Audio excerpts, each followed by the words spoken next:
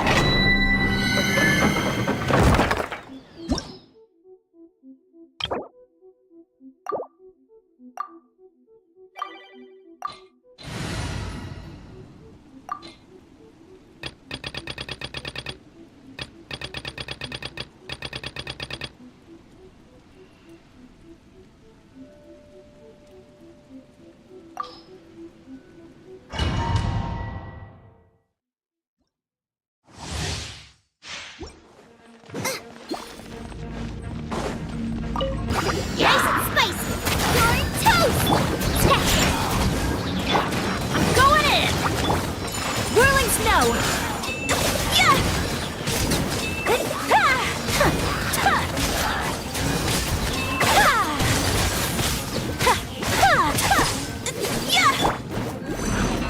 Think you can bully me, Diana? Eat this! My apologies!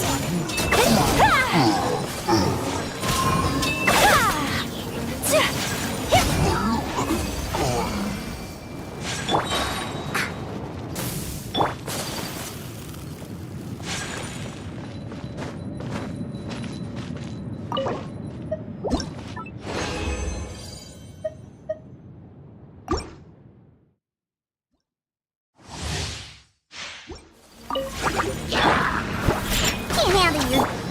Everybody stand back! Out of the frying pan, into the fire! Hey, yeah! Sakura swirl! Yeah! Yeah! Take flight! Yeah! Unthinkable! I'm going in! Nice and spicy! You're toast!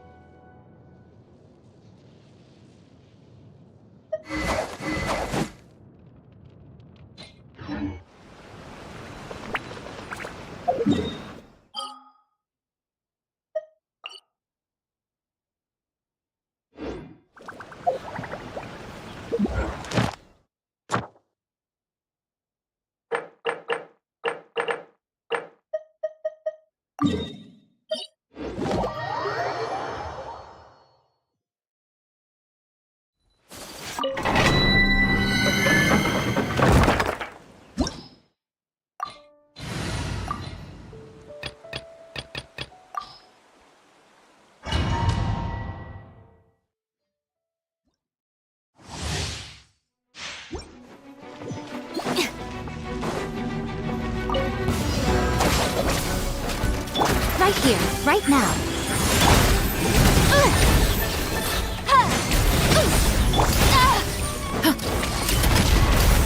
Inadmissible evidence!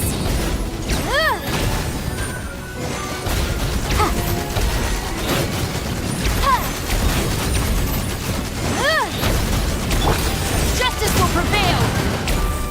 Stop right there! Nothing lasts forever. Show them. Right here, right now. Lightning, purify! Stand with me! Incinerate! Breath of the flame!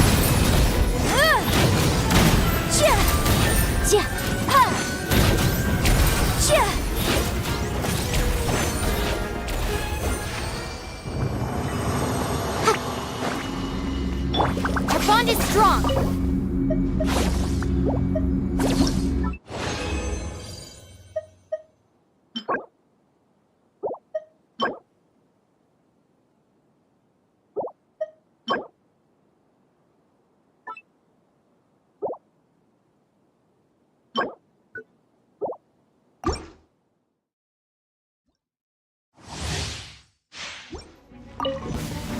Stand with me!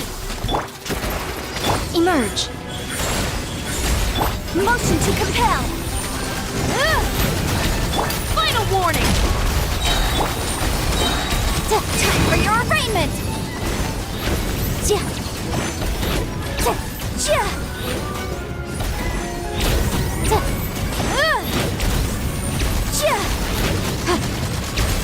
A sight to behold!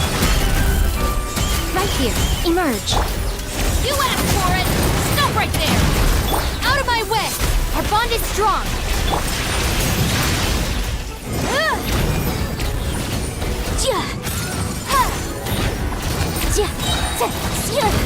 Inadmissible evidence! Incinerate!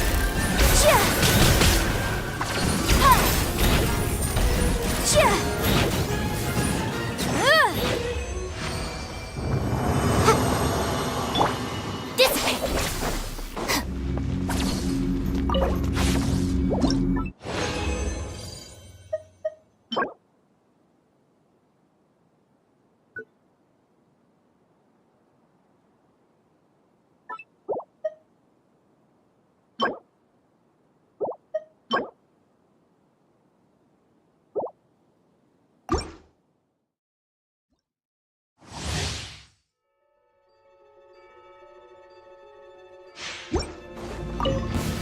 Stand with me! Right now, emerge! Boom!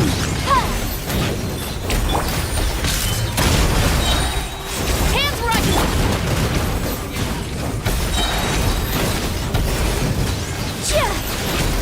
I'm always watching. Come on out, right now, emerge! Breath of the flame! Incinerate!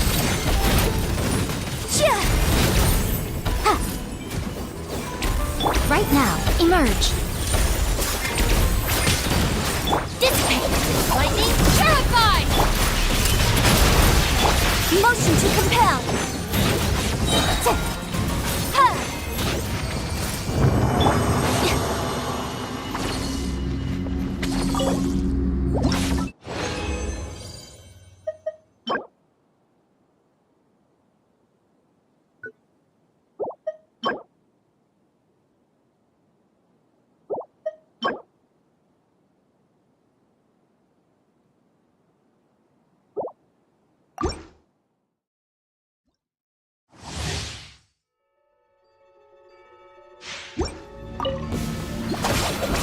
Right now, emerge, right now.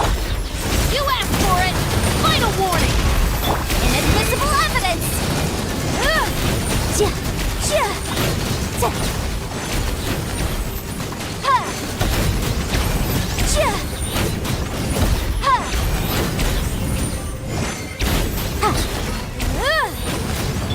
Show them. Emerge. A sight to behold. I'll settle this.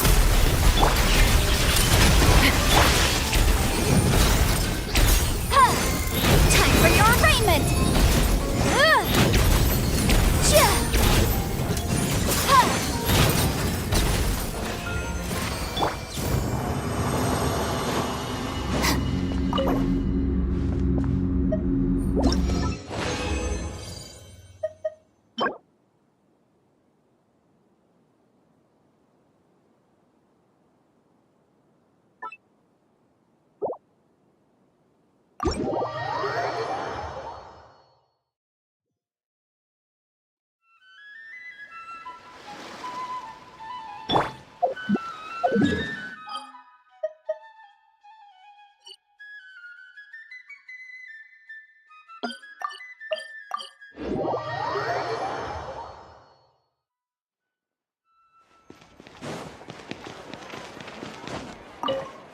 Ad Astra. Thank you for completing today's Ad Astra.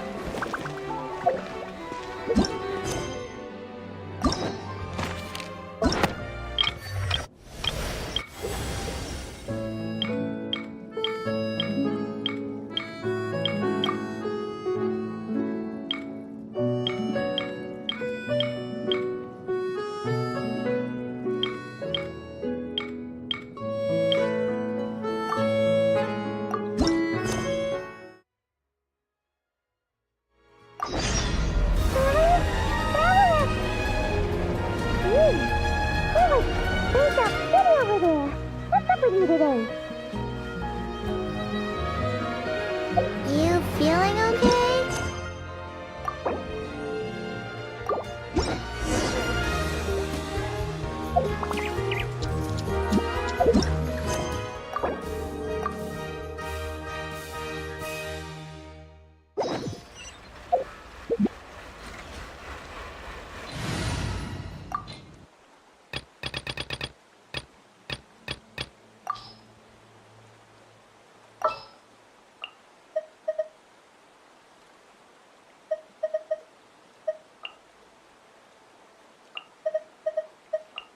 An insurmountable problem, I presume?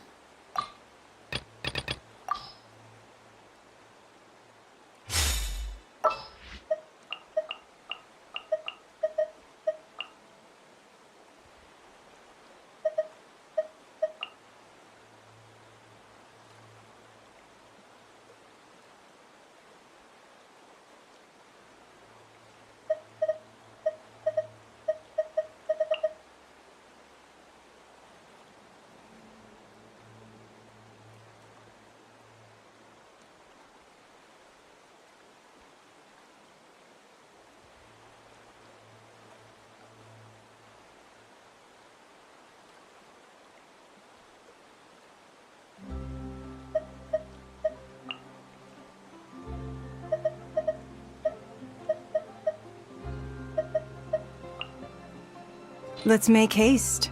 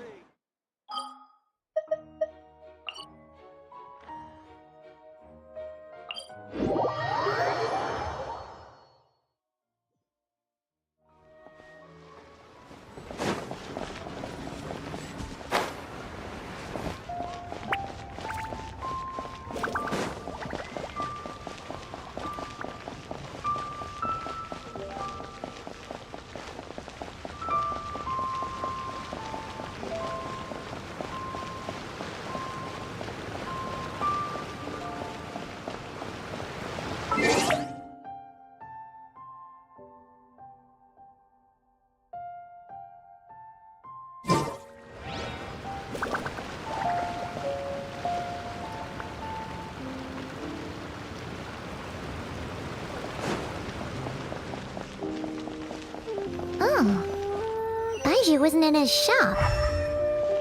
Oh, you're looking for Dr. Baiju. He's resting today, but he said to send any patients to the back room. Ah, okay. Thanks. We'll head on through.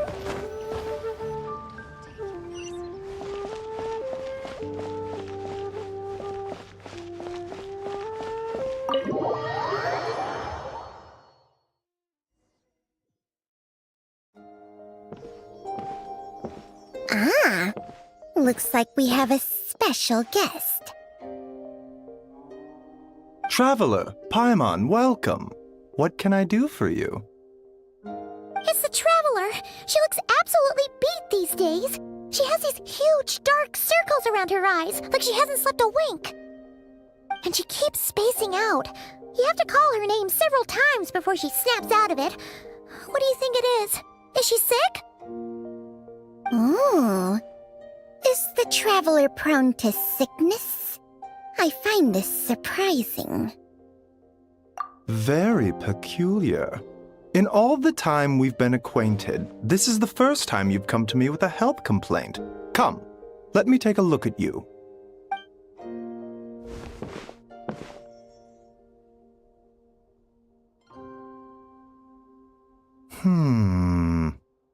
Okay, Paimon does not like that expression, Baiju. It's not serious, is it?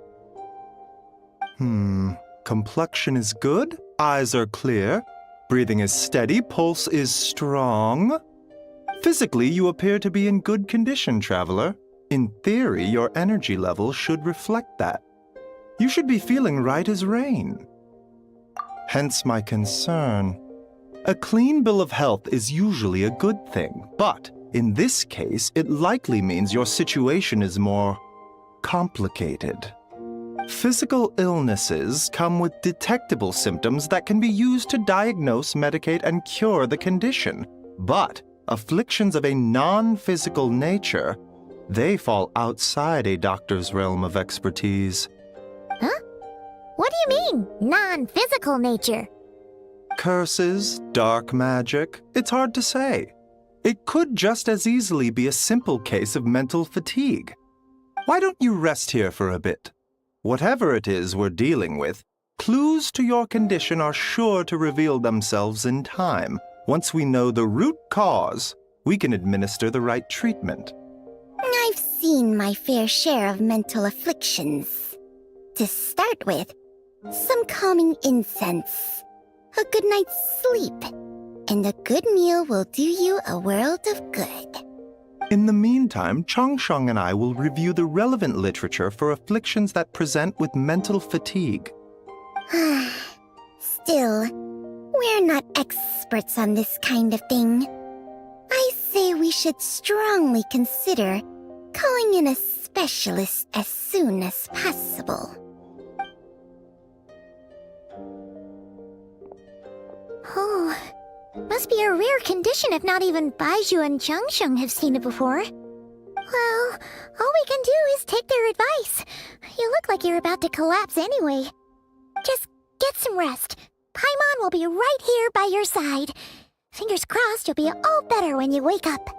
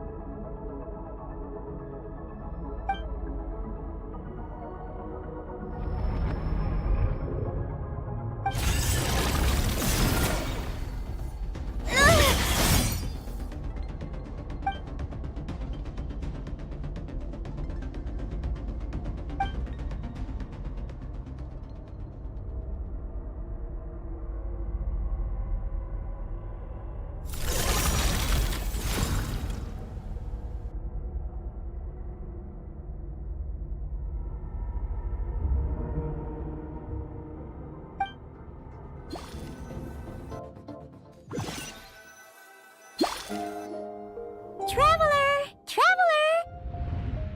Rise and shine! Time to wake up! For once, you're making Paimon look like an early riser. It's already afternoon. Hopefully all that sleep did you some good.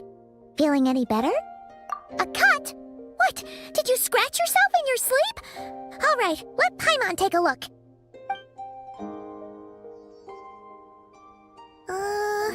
Nope, nothing there.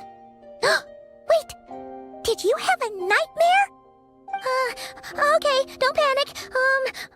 Paimon heard that dreams tell us what we need by showing us the opposite. So, if you had a nightmare, maybe all you need is something to cheer you up. Come on, Paimon will treat you to something yummy.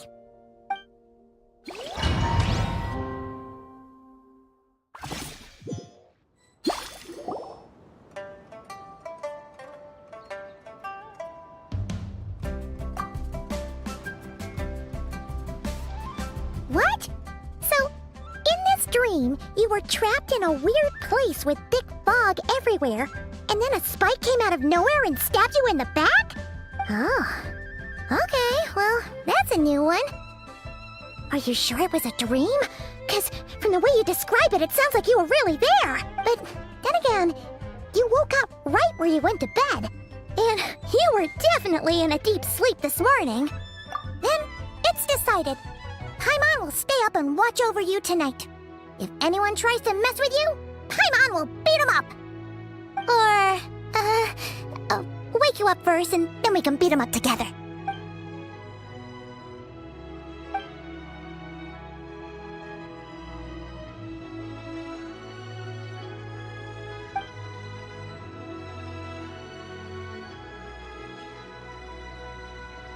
Something is missing. Did you just say something? The flesh remains whole, but the soul is incomplete. Left unresolved, the mind will wither away along with it. Ah! What the? Wait! Paimon remembers you! You're Child's master! Orc? Right!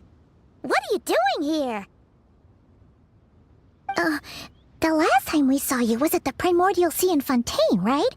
But then we left and never learned where you went after that. Child's been looking everywhere for you, by the way. What brings you to Wanmean Restaurant of all places? You came here looking for us? And were you the one behind that hocus pocus just now? Tell me, what is it that you saw? Tight-lipped, huh? I suppose that's fair. You, I'll take a glass of wine. Oh, of course. Coming right up. We make this one in-house. It's not too strong. Enjoy. Chef Mao, I'll take a grilled tigerfish over here. Coming right up. If I knew we'd be this busy, I wouldn't have approved Shenhe's vacation. At the end of the day, what happens to you is of little consequence to me. I'm not here to try and win you over. Trust me or not, the choice is yours. If you want my help, now's the time to speak up. You have until I finish my drink. I was investigating an abyssal disturbance in the area and happened to notice you. Part of your soul is damaged, and the wound bears traces of abyssal corrosion. Need I say more? Neither of those things sound good.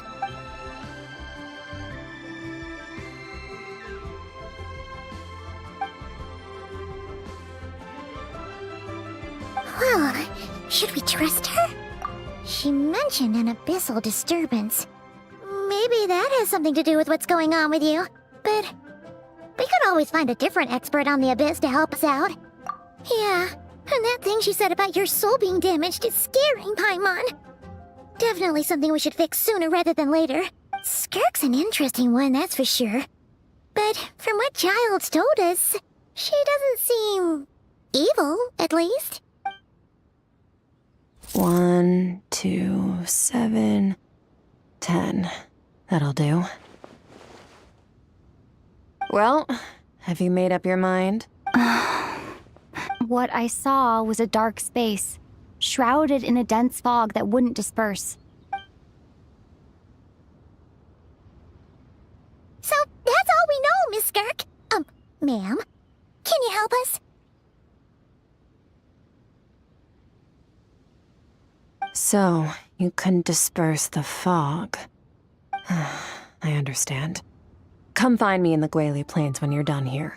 Oh, and I left cash for the drink on the table. Settle the bill for me, will you? Oh, okay. Huh? She disappeared! Wait, hold on. You overpaid. Here's your change. Oh, no. This includes the drink, so it should be the right amount. I didn't think you two ordered a drink. We didn't. It was that lady who came and sat with us, remember? You brought it out to her yourself. You sure? I could have sworn there were only 2 of you at that table. What? What'd you put in their dish, Chef Mao? Some kind of hallucinogenic mushroom? You got them seeing things. Seeing things? Wait, so neither of you noticed her? Young lady? About this tall, wearing a purple dress? She ordered a glass of wine! Oh, now you mention it, that vaguely rings a bell. And it looks like I did open the wine jar, so it must have just slipped my mind. In any case, that settles your bill. Come again soon. Chef Mao? Check, please. Coming! Okay, what was going on there? It's like they didn't remember Skirk being there at all. Even Paimon was half convinced we hallucinated the whole thing. But that Mora she left for us was definitely real.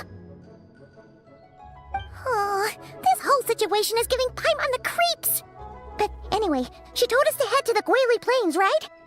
Let's not keep her waiting.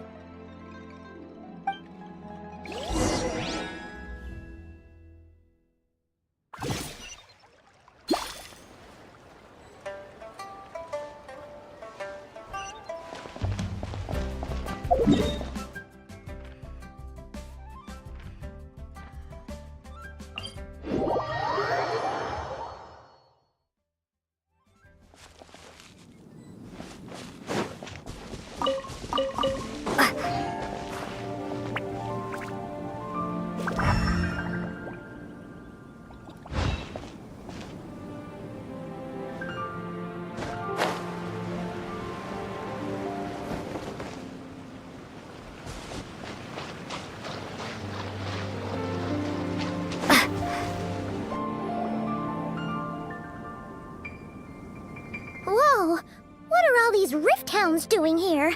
Huh, looks like they're collecting something. Let's go check it out.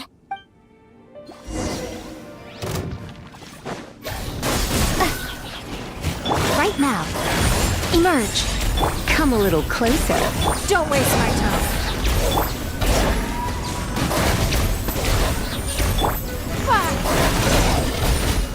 It's nothing.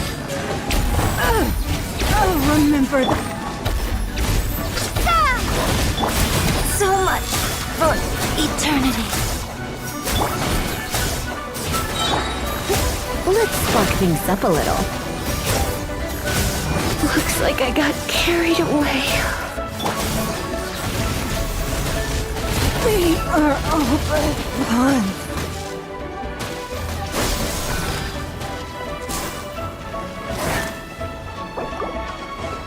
Right now, emerge. Right here.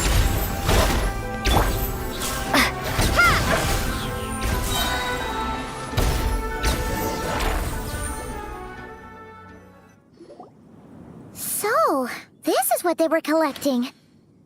It looks kinda like... Yeah... What is going on here? From the moment they are born, all beings with great power have an impact on this world. Even if their body is sundered and their soul extinguished, their influence remains. Gods are the most common example of that. The remnants of gods who fell thousands of years ago remain buried deep within the earth, carrying within them a warped will and a dark curse. Together, these remnants form what you call god remains, and it appears that some of those sealed here were dug up and removed. There are traces left, but they're fading fast. What are you doing? Nothing! Just make sure you were, real? She's definitely not a ghost, Traveler. Paimon poked her, and she's solid. Your life hangs in the balance, and that's what you're fixated on? Strange set of priorities. It was just a trick to avoid being perceived. If someone notices me, those memories are erased. Simple as that. Unlike you, I have no desire to establish a connection with the world. The weak and the lowly have no right to remember me. They're lucky they only have a few missing memories to show for it. Now, can we please get back on track? Okay. Where were we? Right. The god remains. So, basically, there's now less of them here than there used to be, right? Isn't that a good thing? In our experience, god remains are 100% bad news. A lot of terrible things have happened because of them. Maybe it's a good thing by human standards, but power doesn't come from nothing, and it doesn't just disappear for no reason. The remains aren't just gone. They were taken. Very clever, Traveler. You aren't the only one who had something taken from you. There are victims like you everywhere. The only difference being, you can speak, and the remains cannot, so it went unnoticed. Something similar happened in Sumeru. Within the span of one night, countless consecrated beasts were slaughtered, and a large amount of the god remains buried in the desert went missing. Of course, god remains are just one of the targets. The culprit is chipping away at sources of power all over this world, including the Stella Fortuna above. Wait, you mean... the stars? 42 of them have died out in the past few months alone. In Conria, people believed that powerful individuals have corresponding Stella Fortuna. Even should that individual fall, their Stella Fortuna would not disappear, but gradually evolve into a new constellation. Yet now, stars are disappearing from the skies entirely, and it's not hard to deduce what's happening to the power they contain. Something has been leeching power from this world like a parasite steals nutrients from a host. And now, it's no longer satisfied with the remains of the dead. It wants you. This time, it only took a fragment of your soul. But next time, there's no telling how far it could go. No one knows. All I know for certain is this. Getting back what you lost will not be easy. Considering how much power this entity has stolen, it must be a god-level being by now at least. But that's not the real concern. Souls are fragile things, and yours could easily be crushed if you go up against it. So you're gonna help us, right? We're going to help each other. You are my ticket to uncovering this thing's true identity. Well, great! You seem super strong, and you know a lot about the Abyss, so Paimon will take it. Don't get all mushy on me. All I'm doing is helping you get back to normal after a sudden crisis. And I should warn you, getting mixed up with me can have unforeseen consequences. We're on very different journeys. You don't want to be in my debt, trust me. You help me uncover the truth behind this entity, and I'll help you recover what you lost. This is a transaction, that's all. You would do well to remember that. Now, come along. Yeesh! You'd think she'd be a little friendlier since she's agreed to help us. But nope, she's just like when we met her in the primordial sea. So cold. Well, whatever. If that's how it's gonna be, then she doesn't deserve our friendship. What she does deserve is a super embarrassing nickname. Ah, Paimon's got it. Frosty the Lavender Melon. Serves that ice queen right. Anyway, the important thing is that we get that piece of your soul back. So, let's follow her and see what sort of plan she's got.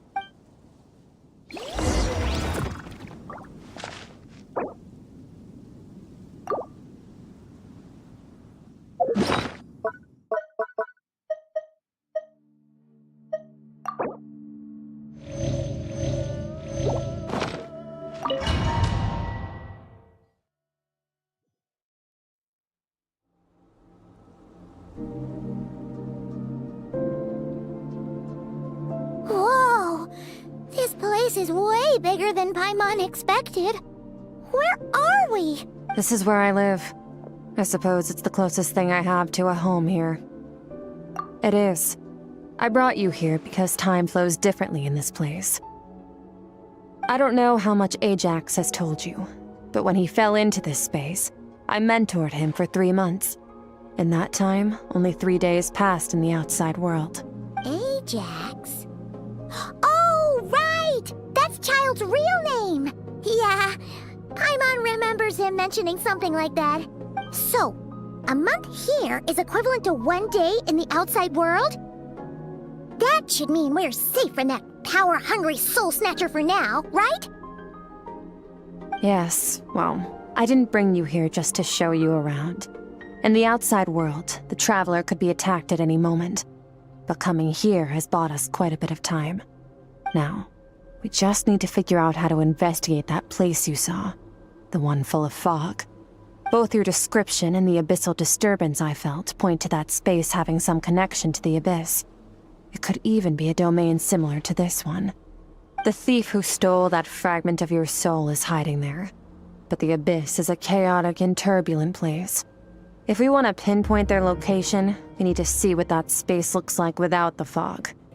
Abyssal power can grant a special form of sight. Have you ever wielded abyssal power before? Okay. Do you plan to learn? That tracks. All the information you have suggests the abyss is something sinister, and that abyssal power is a wild and dangerous force that always spells disaster. And you're saying that's not true? Depends on your perspective. Floods and hurricanes take countless lives too. But if one day you gain the power to control them, what was once a calamity is now just another tool in your arsenal.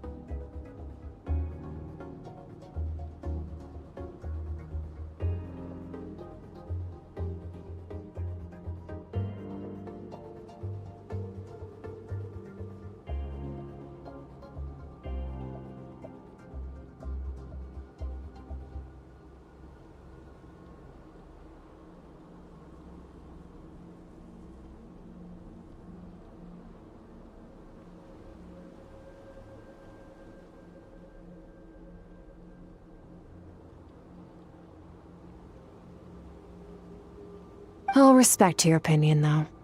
Just means we have to turn to the second best option. A little abyss crystal that contains my power. Wear it on your head, and we'll be able to perform dream mirroring when we fall asleep. Dream mirroring? It means experiencing whatever the other person is dreaming. Everything they see, think, and feel. Since you haven't studied the art of using abyssal power, and have no plans to jump in the deep end right now, I'll have to do the investigating for you. With dream mirroring, every time you slip into a deep sleep, I'll see with my own eyes whatever scene plays out in your mind. Then, I can guide you through the dream environment, and we'll take back what was stolen from you. Huh. You make it sound so simple. Tough to say. This is an unprecedented situation for both of us. Even assuming we do manage to find where this entity is hiding, like I said, getting your soul fragment back won't be easy. To play it safe, I need to give you some special training first. Wait, you're gonna teach her some of your martial arts? Does that mean the next time we see Child, we have to treat him like our senior? Do as you want. For my part, I don't see you as my disciples. You're already a pretty good fighter. All I'm planning to do is build on your current skills and train you for the specific scenarios that I think we might face.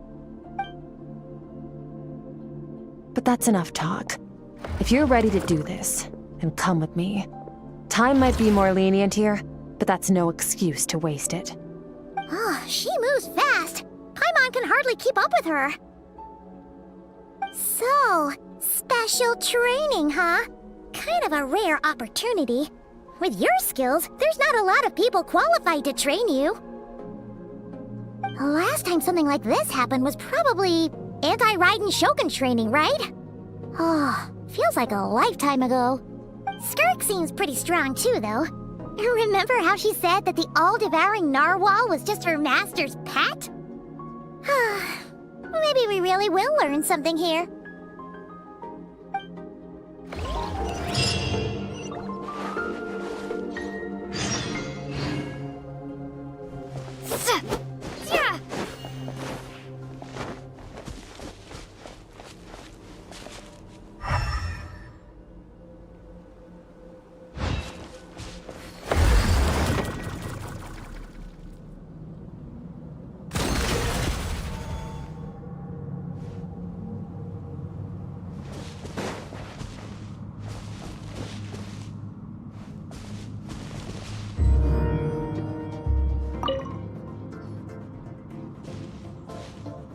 Ready? Bring it on! Your training will be split into 3 stages. Testing your blade work, elemental abilities, and reasoning skills. We'll start with blade work. You're no rookie in this area, so I won't bore you with the basics. During your long journey, you've no doubt sparred with a lot of talented sword fighters. Consciously or not, you'll have picked up all kinds of techniques from them. You bet! There's Kaya, Master Jean, Kuching. Oh, and Kazuha, Ayaka. Yeah, we've met sword masters like you in every nation we've been through. You sparred with a bunch of them too, right? Nice to know it's all gonna come in handy now. Don't get too smug. In sword fighting, techniques alone are not enough. You need a cohesive system to bring it all together. A style or school of fighting. To use the human body as an analogy, your style is your skeleton, the foundation, the framework. Techniques are the muscles and other flesh attached to the bones. This is where your strength comes from. Improving your sword fighting is like growing that body. If your frame got bigger and taller, but you didn't add any muscle mass, you'd be weak and flimsy. Then again, if you packed on pounds of flesh without a big enough frame to support it, you'd end up bloated and unwieldy. You need to do some introspection. Take a good, hard look at your past experiences and figure out which parts of what you've learned are just techniques, and which parts can be used to form your own system of blade work. Only then will you get the full utility out of all your thoughts and observations along the way. Only then will every strike you deliver make perfect sense. Wait, is that it? Paimon thought you were gonna teach her some cool new moves. Like when you went swoosh and opened a tunnel to another place. One day, you'll reach a new level of power where you realize that even that's as basic a trick as any other. But right now, our sword styles are so wildly different that teaching you mere techniques is pointless. There are no shortcuts in the pursuit of power. Failure is your best teacher, and rigor is your coursework. That's all I have to say. Time to make a start. Train until you're satisfied with yourself. Now focus. Destroy the crystal columns as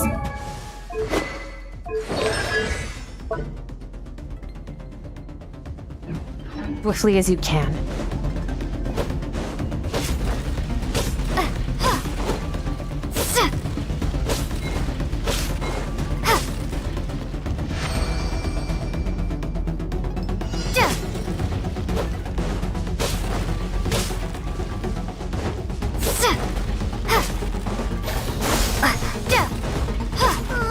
This is making Paimon's head spin. Hang in there, traveler!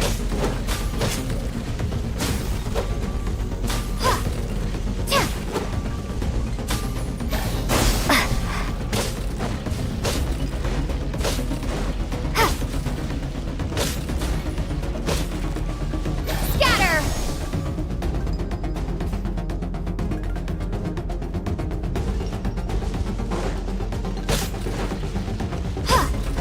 Propagate!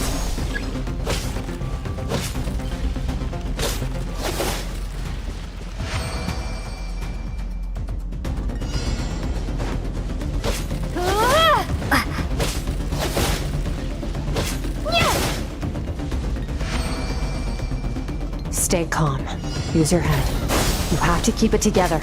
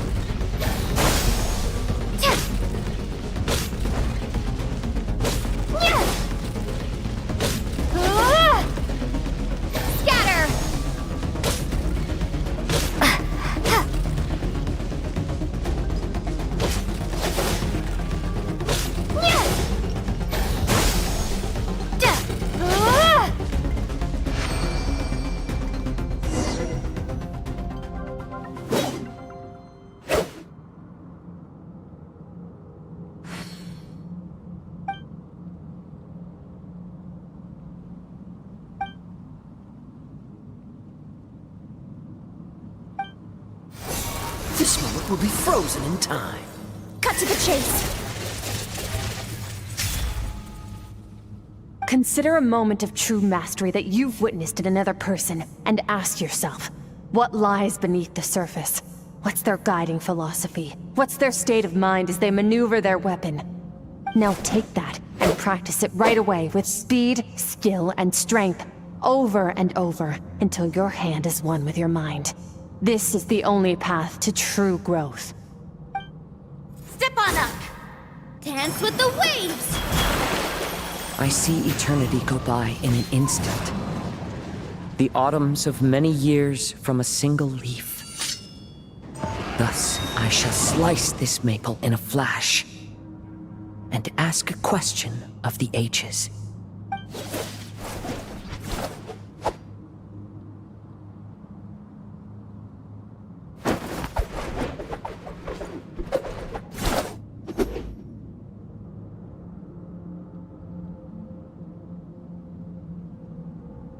If you start to tire, empty your mind, but do not stop. Stay in that frame of mind as you keep up the fight. Get rid of all redundant movements. Imagine your sword is an extension of your own body. Wield it just as you wield your arms, hands, and fingers.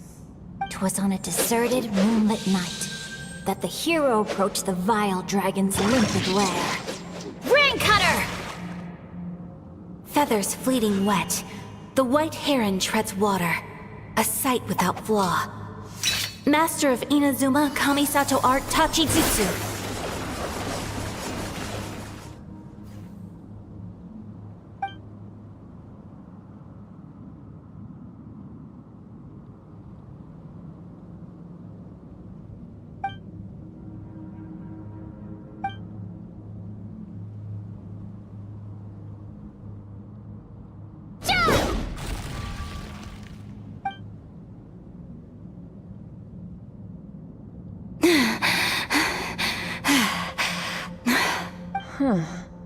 Looks like you've made some real progress.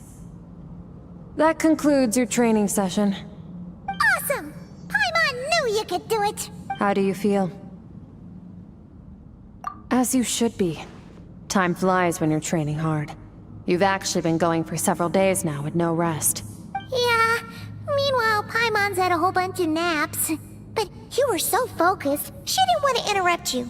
Go get some sleep. I'll be doing the same very soon. Let's hope you see that foggy place in your dream, so I can get this investigation over and done with.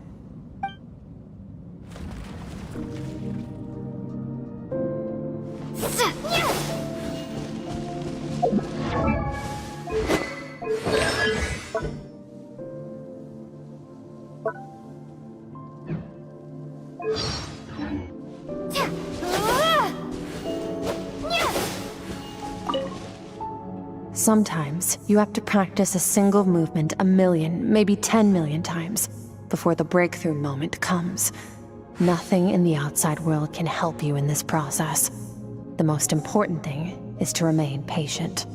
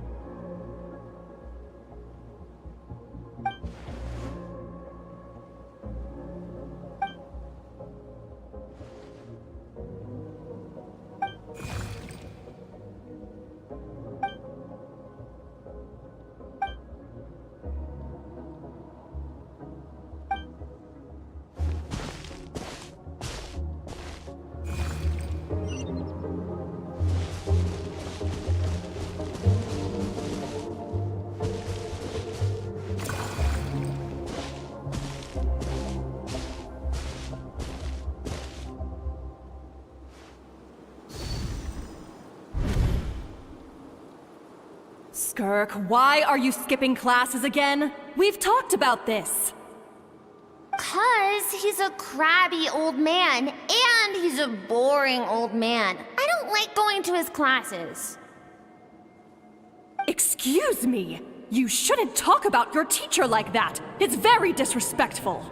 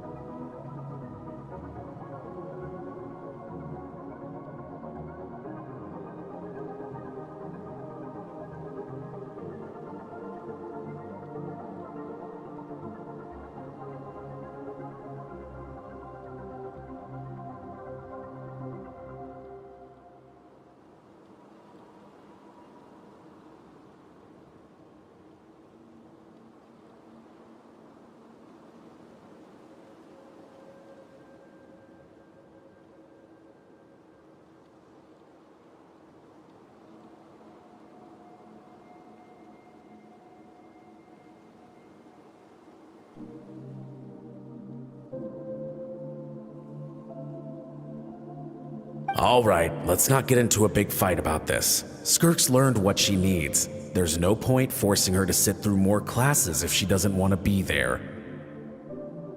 But I'd still love to hear about what you got up to yesterday. Why don't you tell your dad all about it? I went diving, and I saw this huge fish. I never knew they could get that big. It looked kind of dumb, though, with that stupid big fat head.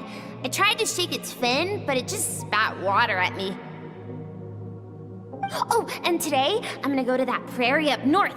There's supposed to be this giant bird there that can spit fire. I bet if I climbed on its back, it could fly me all the way to the stars. Then I suppose your old dad should get one as a pet too. Otherwise, how are you gonna hear me call you for dinner up there in the stars? When it's time to eat, I'll come back on my own, Zilly. Anyway, gotta go. Bye, Mom. Bye, Dad. Wait! Put on a coat at least. You'll catch a cold. I'm talking to you, young lady. You spoil that child, you know. Ever since that merchant ship arrived, she practically lives outside. Always going on about exploring the beyond one day, whatever that means. Ah, let the kid do what makes her happy. Besides, we both know you're all bark and no bite. Come on, our little adventurer's gonna be hungry when she gets back. Let's get started on dinner.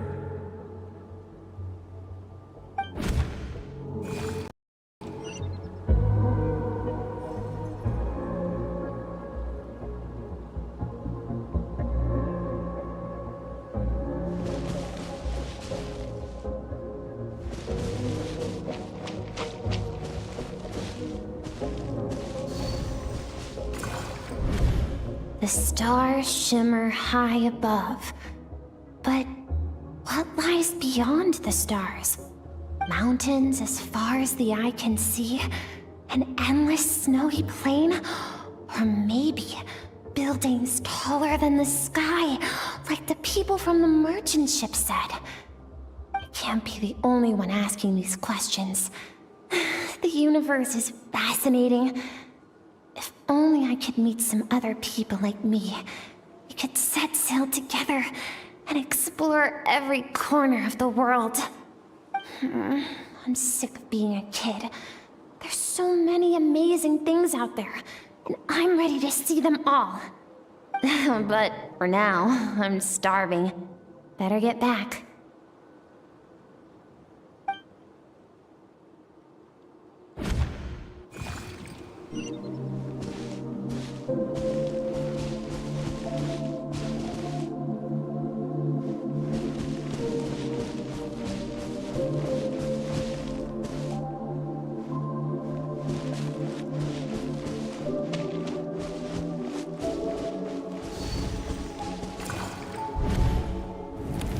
Don't let a single one of them get away!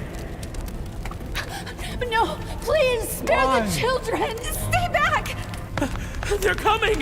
Help! Eliminate the threat. Take them down! Don't be scared. This way! We'll never make it! Fire. There's fire everywhere. What happened? I told you we shouldn't have trusted these outsiders!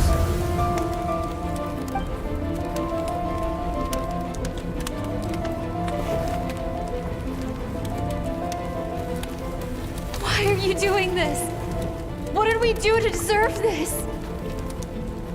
We welcomed you with our finest food and drink, showed you the best our home has to offer, gifted you cloth dyed by our own hands. And this is how you treat us? Run! Save yourselves! Captain, Zone 3 is clear and we have Zone 2 surrounded. Begin extermination. Remember the orders from Upper Command. No one is to be left alive. Rest assured, sir. We have enough munitions to annihilate these savages and burn their entire civilization to the ground. Good. The only ones who put up a real fight are that man and his wife, correct? What's their status?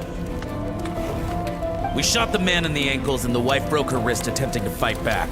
They won't be doing much more fighting. They're holed up in their home for now, but they won't last long. To prevent them from making some kind of last stand, we're planning to clear out the other zones first so we can send a bigger squadron to surround them.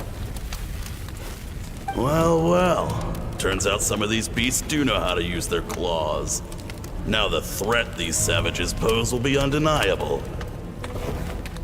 Let them cling to what's left of their lives for a little longer. Once the other zones are cleared, I'll cut off their heads myself.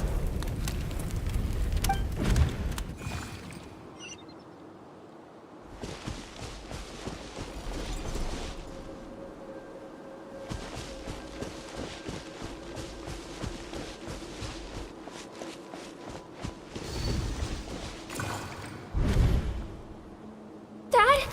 Mom? Skirk, you're all right?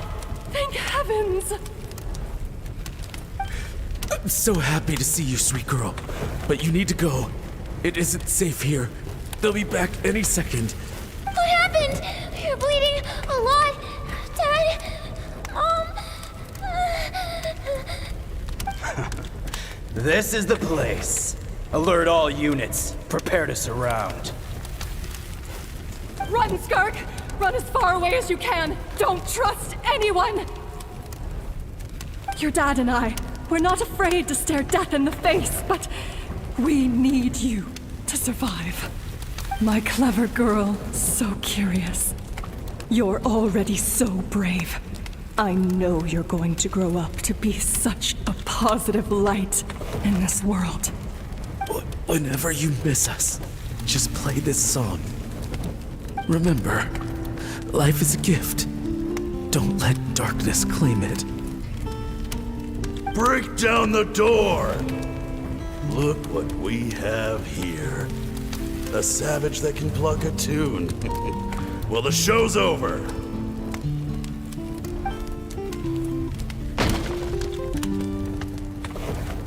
You! Stop singing! Shut it! I said shut it or I'll make you! Fine. Have it your way!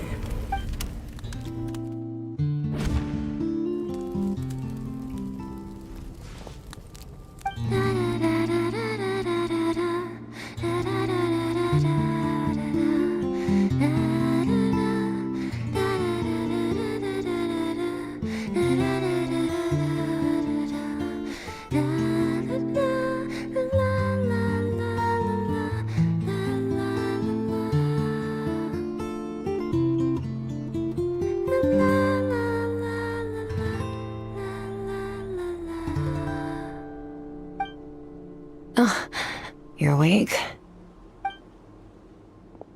I found a few clues while you were asleep, but it's only a start. Now, time for the second stage of your training. This time, the focus is elemental energy. Come find me when you're ready to begin.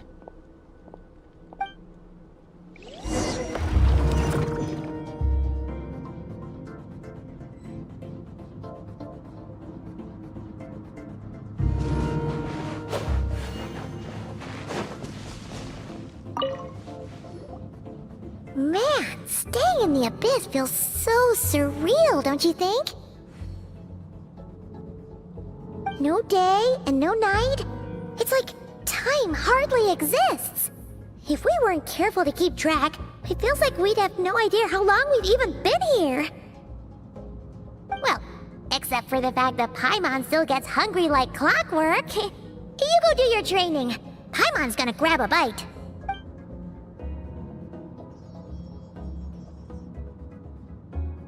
The way I see it, the pursuit of power is divided into 3 stages. The first is mastering the use of standard weapons. Next is learning how to harness natural energy. And after that, you're free to challenge even higher dimensions. The natural energy of Teyvat is, of course, elemental energy. But that's not my area of expertise. I draw from a different source of power. Abyssal power, yes. Also known as the power of the Void Realm. My master, Sertologi, is a true expert in that area.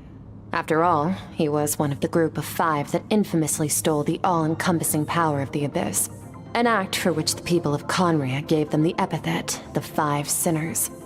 The elemental energy of Teyvat, on the other hand, is derived from the power of the Light Realm. These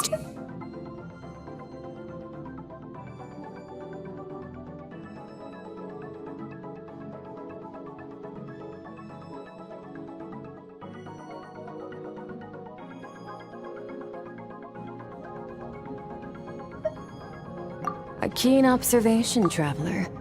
Call it respecting local norms. The Abyss stands in direct conflict with the will of this world. So, to make my life easier, I disguise my power to make it appear cryo-like in nature. It's a technique I learned from some Conrian ruins, known as the 7 Shifting Serpent. If you ever change your mind about delving into abyssal power, I can teach it to you. So I've heard. You seem to have a knack for removing abyssal power. But is purification really what's going on there? Like I said, power does not simply disappear. Just thinking out loud. Let's focus on your elemental training. That's what's gonna help us if the situation gets tricky. True growth comes from adversity, but only if you make the choice to pick yourself up again every time you fall. So, it's time to push yourself to the limit, and then keep pushing. This is the only way to advance at pace. Use the power of Animo to clear the field as fast as you can.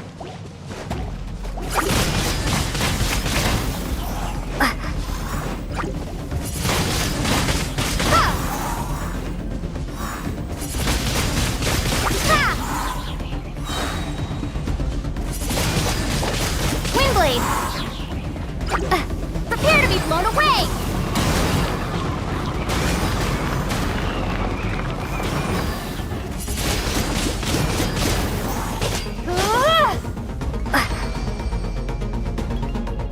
Observe your surroundings.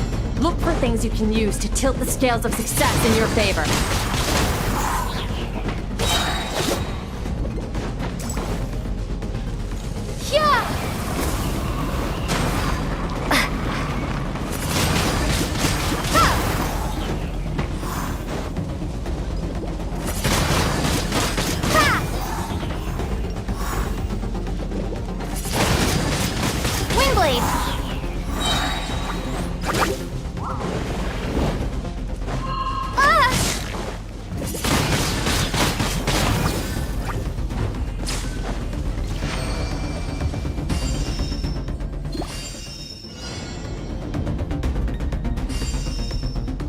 Use the power of Hydro to destroy the spikes.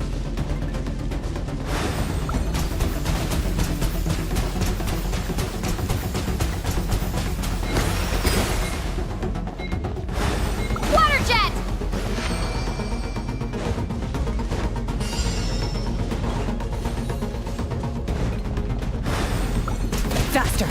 Don't give them a chance to strike you. You need to be quicker than you were in your dream.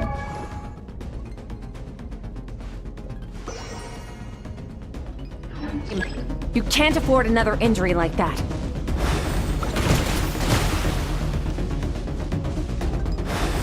Go! Ha!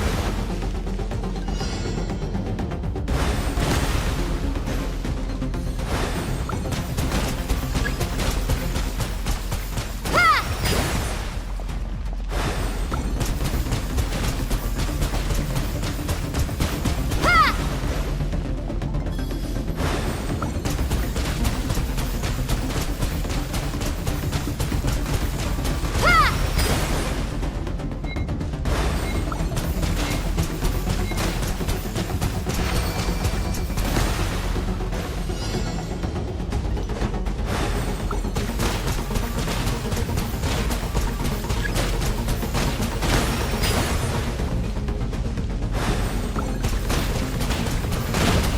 Ha!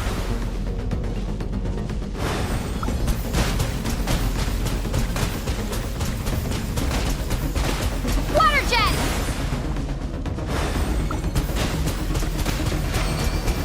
Go!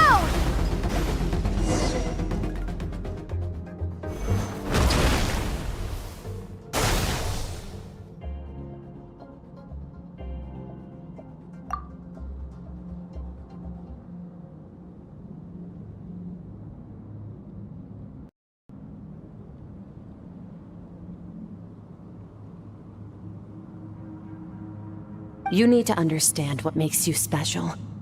The ability to wield elemental energy without a vision at will. It means your aspirations need no approval from the gods. Your power is not bound by the rules of this world. So be bold. Do not be afraid to chart your own path.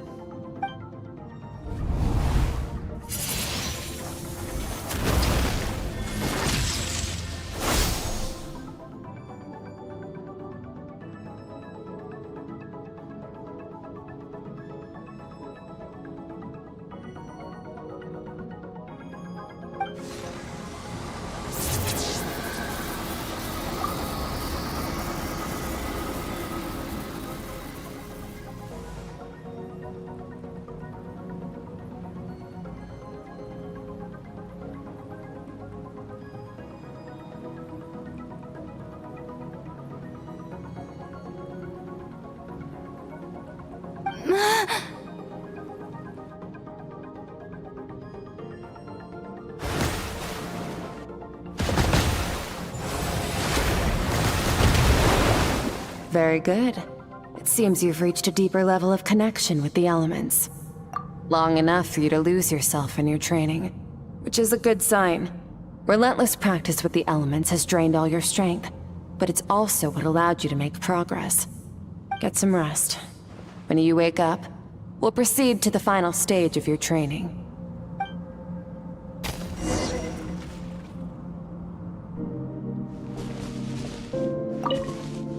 If you wish to master the elements at a fundamental level, you must see the entire natural world. Nature and all its places and forms. That is part of what it means to be a traveler.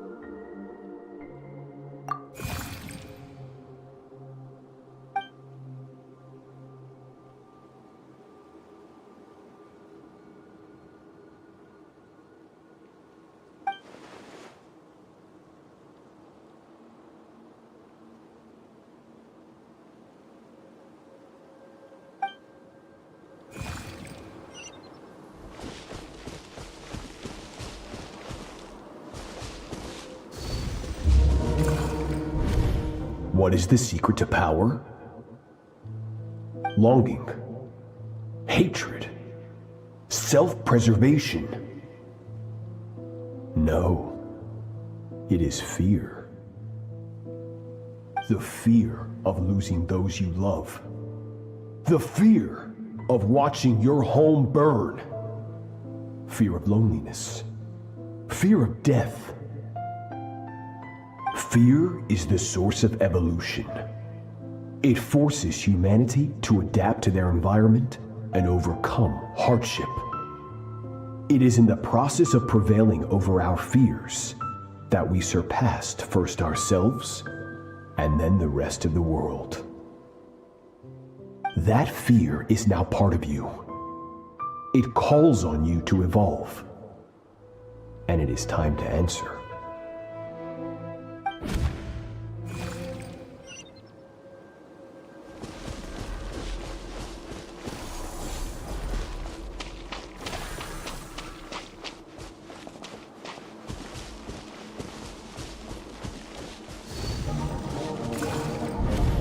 Any minute spent missing home is a minute wasted. Practice your sword work instead. Do not make me tell you twice. But, Master, I can barely lift the sword anymore. If I keep going, I feel like my wrist is going to break. So it has not broken yet. Then pick up your sword and keep practicing until it breaks.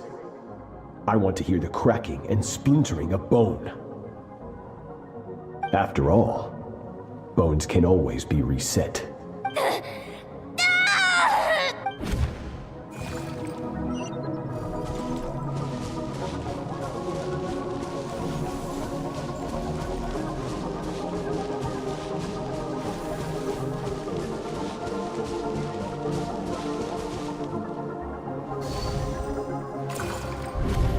Good, Skirk.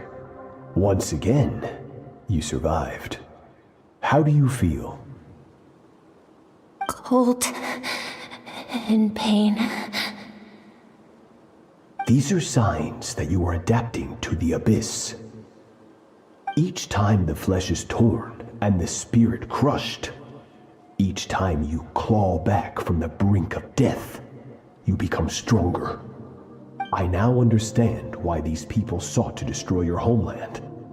Your potential goes beyond even what I could have anticipated.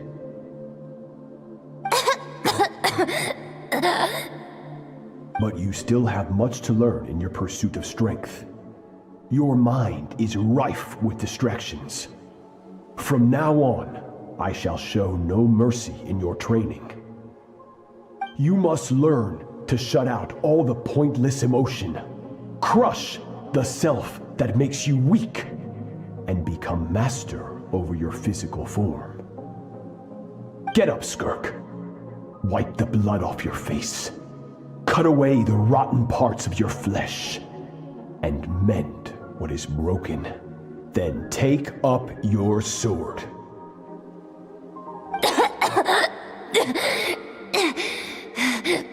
Yes, Master.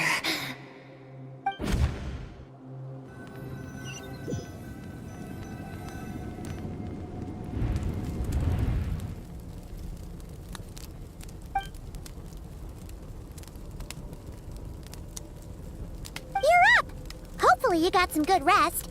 Skirk said to tell you that she's ready to start the final stage of your training whenever you are.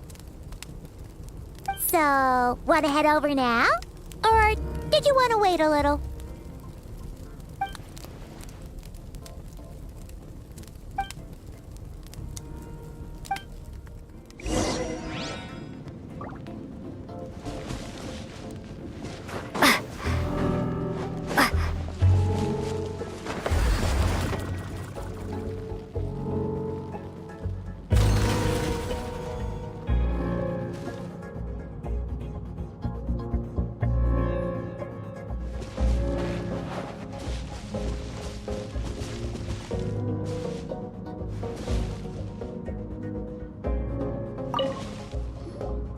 From your training so far, you have gained better command of the sword.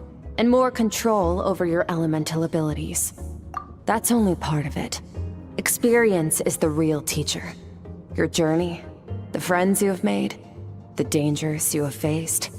These have taught you more than I ever could. Now, it's time to focus on how you react under pressure. You must be able to think rationally, even in unpredictable combat situations. To simulate this, I'm going to attack, and you're going to block. Ready? Not bad. That defensive stance looks near unbreakable. Just like your brother. Huh, that reminds me. You still don't know what happened to him, do you? Hey, no fair! That's cheating! You think every opponent has the same moral code as you? You can denounce their deplorable methods all you want, but only if you live to tell the tale. The dead don't get to complain. Strong emotions will always arise in combat. Anxiety, anger, fear. But a true warrior is never at their whim. Only when you are free from the influence of emotion can you make the right choice. How amusing. Almost sounds like you think you know me. But you don't. You can choose your own path. We are not the same. Let's begin. Try to use reason over emotion. Make the most rational and advantageous decision in any given moment. This is your final training session. Look alive. Same drill as before, but this time I'm going to interfere. Hold your focus.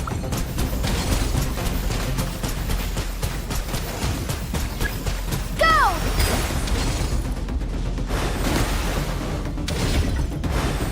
Go!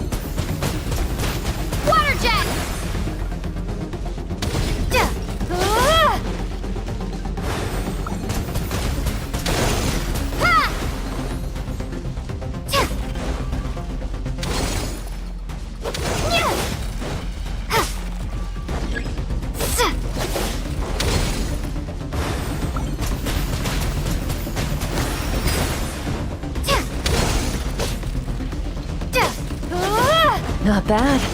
Better than I expected.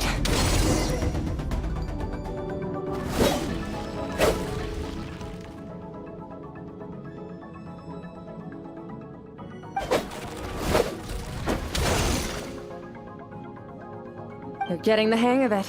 The first step to controlling your emotions is controlling your mind. You want a unified train of thought. It all comes down to focus.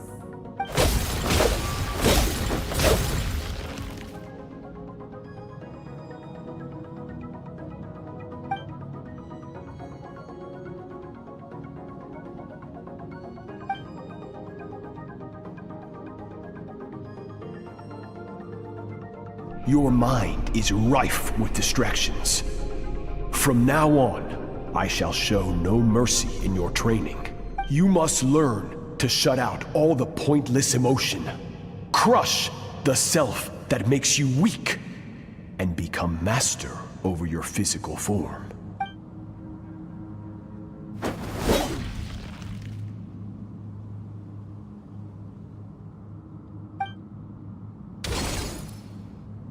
Stop.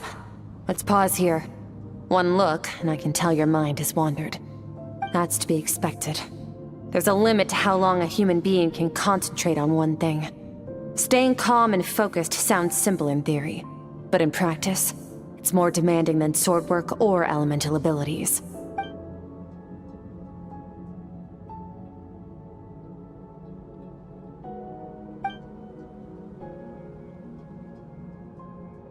Get some rest.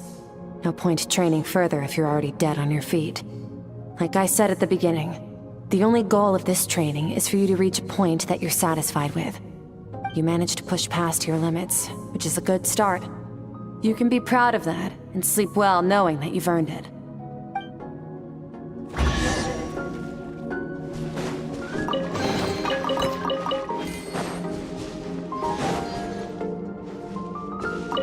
Warriors will train day and night to perfect their skills. But when the battle comes, their fate may be decided in a matter of seconds.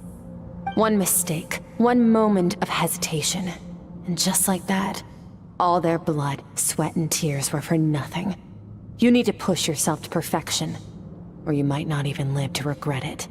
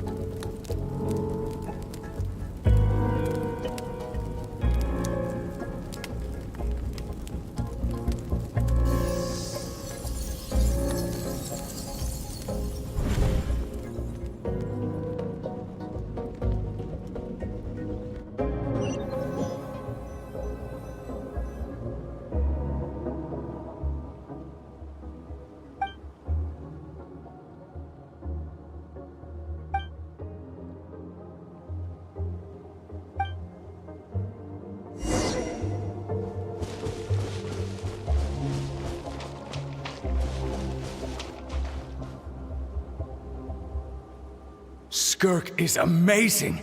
She faced down that terrifying giant and cut its head clean off. Oh, she got hurt though, didn't she? I heard it was pretty bad.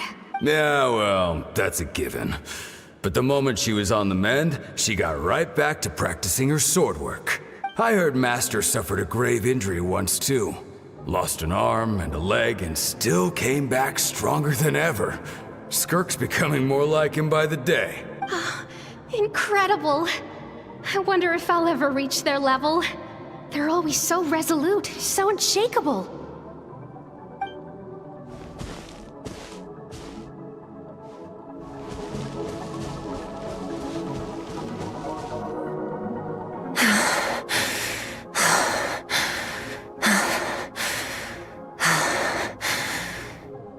Pathetic. You're not even trying. You're so much weaker than you think. Skirk, have you become a positive light in this world?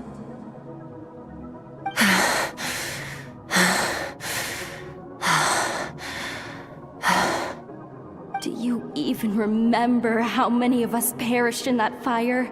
How many bodies were left to rot on the scorched earth? Yet you alone live on.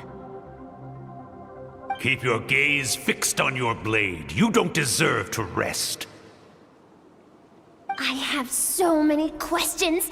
I just want to jump in a spaceship, explore the whole universe, and get answers from the stars. I just need to wait till I'm grown up. Then I can do anything. Now, you must bid farewell to who you were in the past and become someone stronger. Run! Skirk! Run! Only death awaits us here. Keep running, and don't ever look back.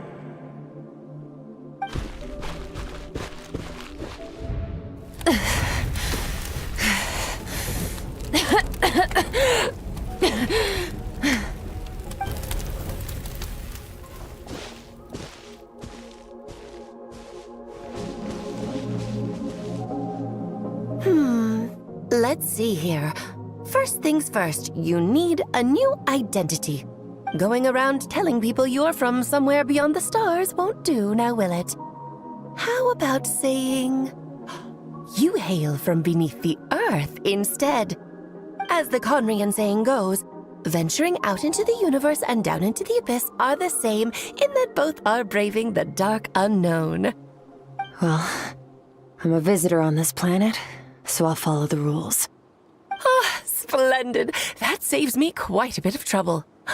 Let me offer you a piece of advice in return, although it might not be what you want to hear. I know the pursuit of strength is important to you, but taking a moment for yourself every once in a while is never a bad idea.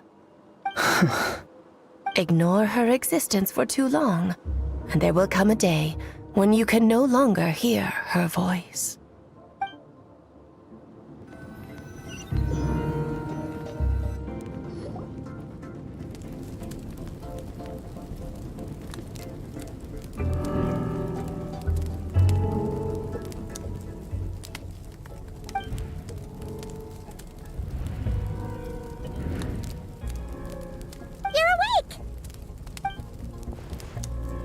You must be starving, right?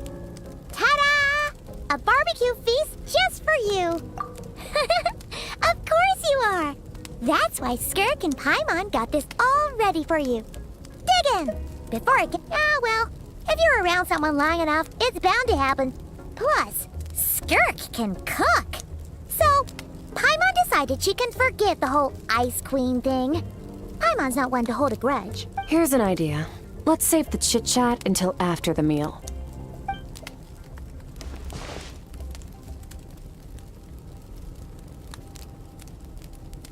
Ugh, so full. Okay, it's Paimon's turn to sleep now. Wake her up when it's time to go.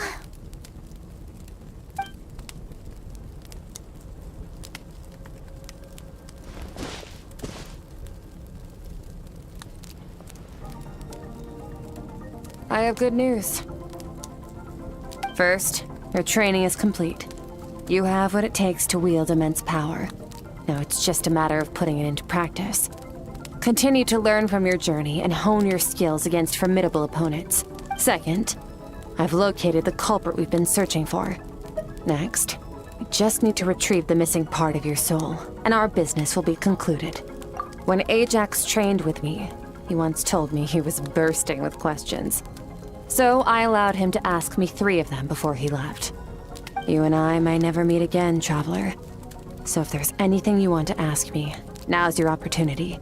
Just like Ajax, I'll answer 3 of your questions.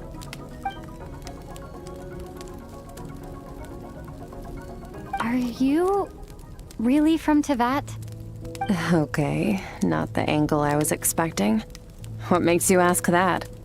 I'm sorry I didn't tell you earlier, but while we were dream mirroring, I think I saw your memories.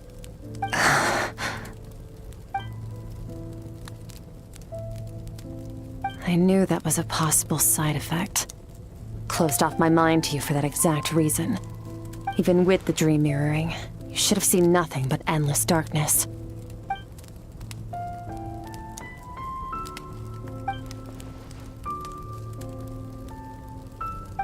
Whatever. Must have been a flaw in my execution. I shouldn't be too surprised. Due to some recent circumstances, my self-control has been lacking as of late. Since you've seen what you've seen, there's no reason to hide the truth. All I ask is that you keep it a secret. No, I'm not from Tevat. I'm from a different planet. And there was a time when I journeyed through the stars. A lot like you in some ways. Like me? Do you mean you're also a descender? No, we're different in that respect. You're influencing the fate of this world. But me, I'm just passing through. Several hundred years ago, my master, Sotologi, opened the border between worlds and sent me here. But this is not my home. And one day, I'll return to the vast unknown of space. So, there you have it. On to your second question.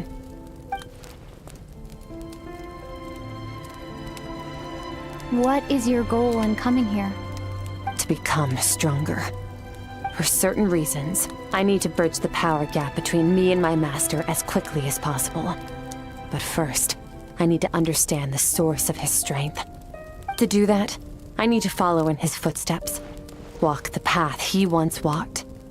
And somewhere along the way, I'll find out how to defeat him. That is my sole focus and purpose. Okay. You have one question remaining.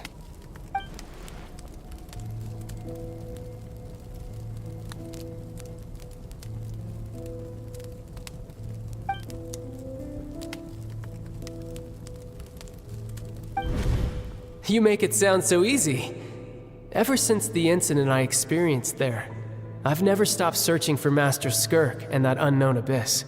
But it's been years now, and I've still found nothing. Well, your last question? You know Child is looking for you, right? Are you gonna let him see you? Ajax. His situation is different than yours. Before you ever crossed paths with me, you'd already encountered many formidable people, studied their techniques, and developed your own skill set.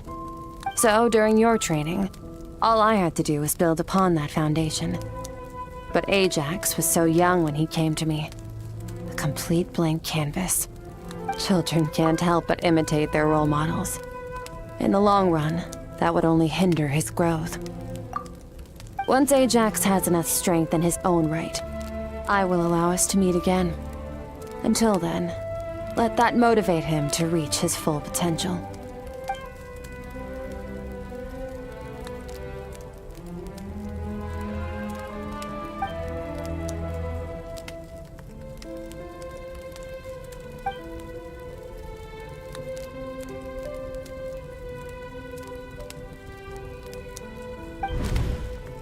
Unlike you, I have no desire to establish a connection with the world. The weak and the lowly have no right to remember me. They're lucky they only have a few missing memories to show for it.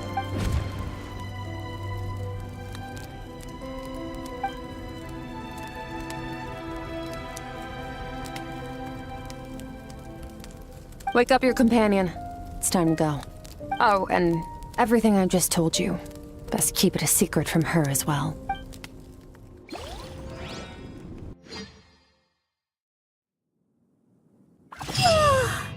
Time to go. Oh, finally. Where are we headed? Just follow me. I'll open an abyssal rift close to the culprit's location. It will take us to where he's hiding.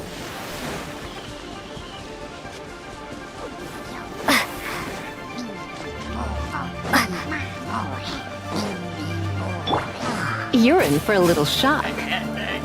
Don't waste my time.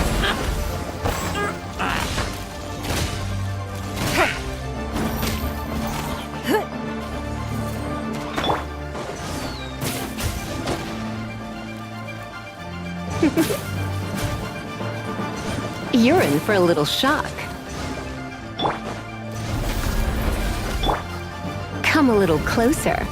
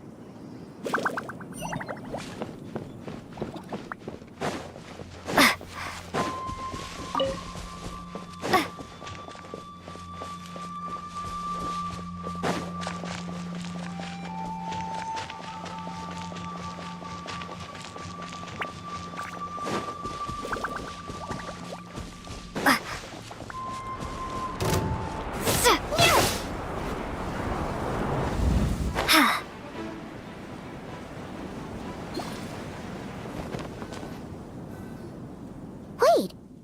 This is near the chasm, right? Yes. If we enter from here, we'll be able to reach that place from your dream. You have some experience with abyssal domains by now, but still, this is someone else's territory. Best to proceed with caution. Don't worry.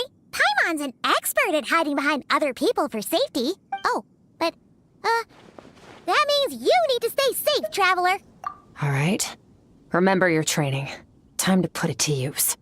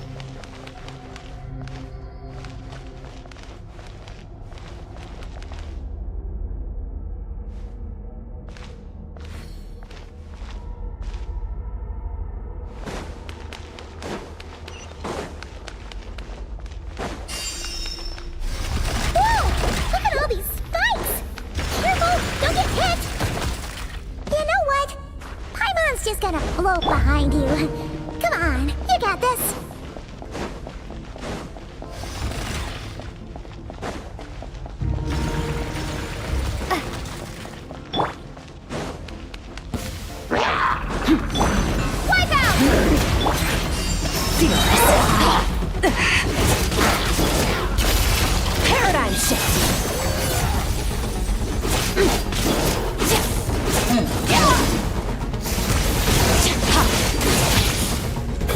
Hey, what are you two doing?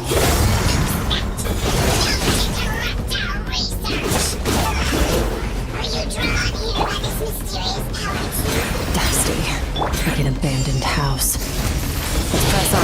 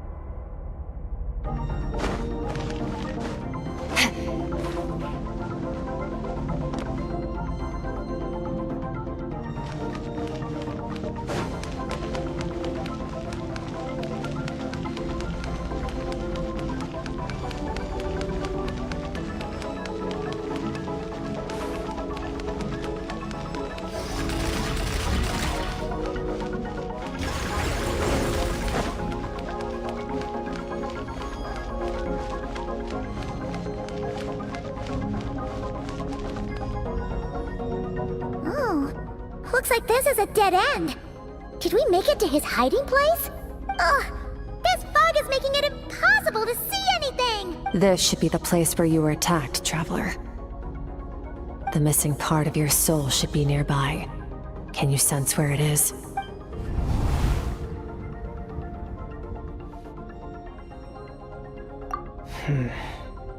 Our opponent must have covered his tracks just in case. Otherwise, you should have sensed it much more strongly. Hold on! Look! The spikes are back! Stay calm. Let's hold back a little. Give our enemy some wiggle room so we can see what we're dealing with. If you're too reckless, we might be playing right into his hands. Our enemy took part of your soul for a reason. It's likely he integrated it into his attack somehow. If we're smart about this, we can track it down.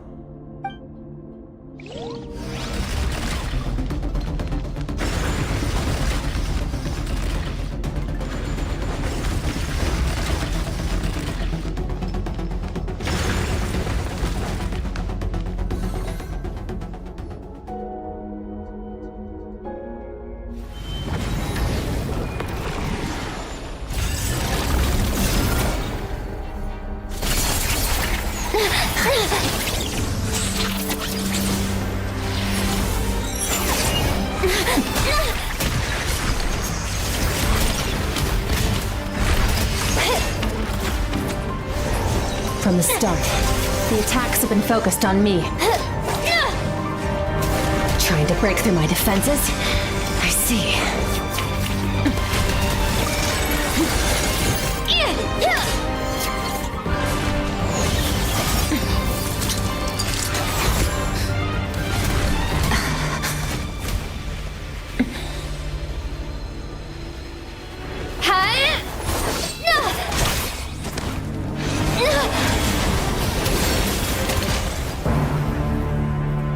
You alright?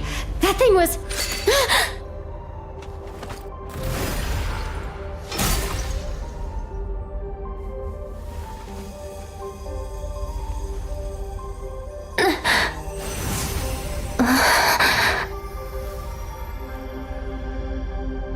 There.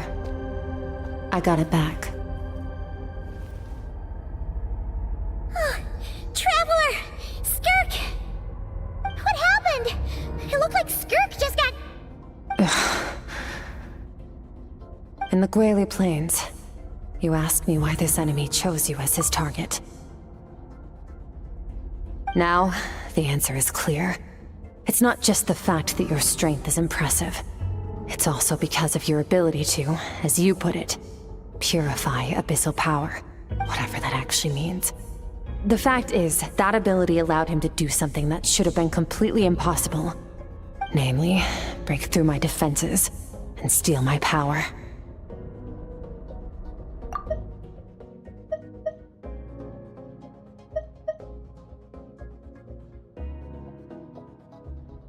No.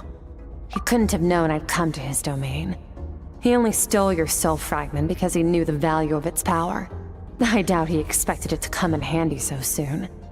Call it fate, if you want. I believe that's the term they use in this world for arbitrary coincidences like this. In any case, it works to our advantage. Once I realized what he was using that power for, it gave me the chance to get back what you lost. I'll cope. Well, done gorging? Good. Time to answer some questions. How did you get the power of the all-devouring narwhal? The all-devouring narwhal? Oh, of course! Paimon knew that spike thing looked familiar. It looks just like that narwhal's horn! I highly doubt you acquired that power through your own strength. Tell me I'm wrong. You're desperate enough to scour the land for god remains and whatever vestiges of power you can find. That alone proves you wouldn't be able to defeat a creature like that. Which leaves one possibility. You know my master, the Foul, Sertologi. The Foul? Who dares call him Foul?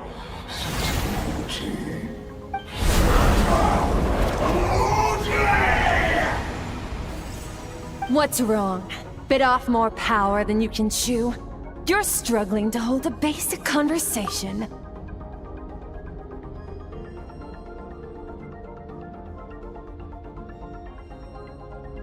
Just a little longer. I'm still...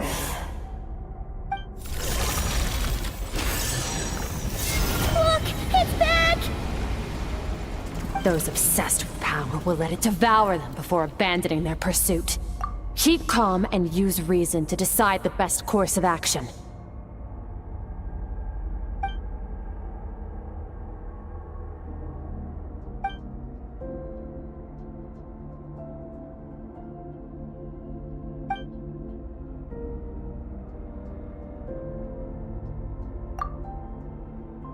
Wise decision.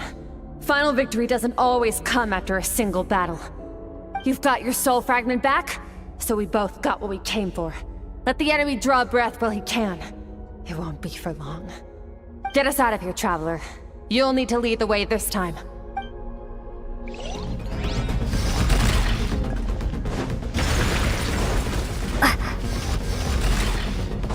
Skirk, is your shoulder gonna be okay? The wound is minor. It'll heal in no time. You should focus on getting out of here alive instead. Uh-oh! Falling spikes! Run!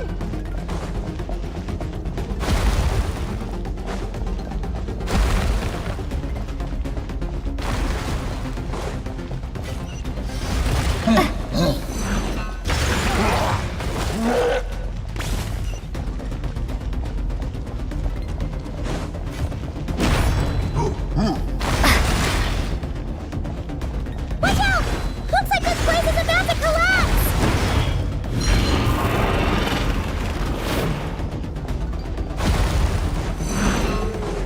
So, this guy's power has something to do with the all-devouring narwhal. Did you know that all along, Skirk? I had my suspicions. That's why I decided to investigate in the first place. But suspicions only get you so far. I needed to verify it for myself.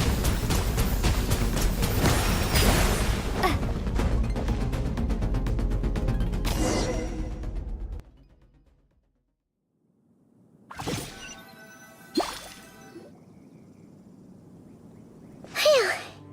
Oh, we should be safe here, right? I no longer sense his presence.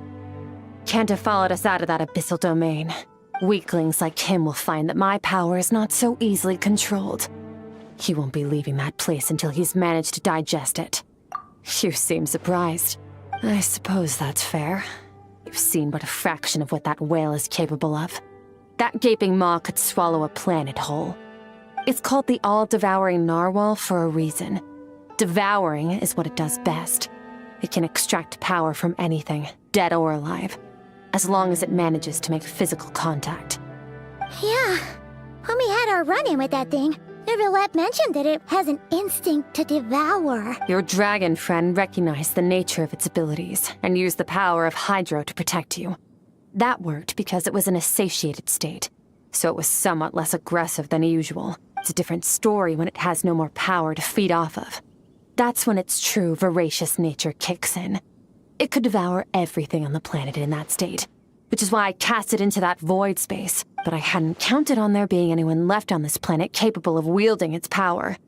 To me, that says he must have encountered the whale a long time ago. Meaning, he must have known my master.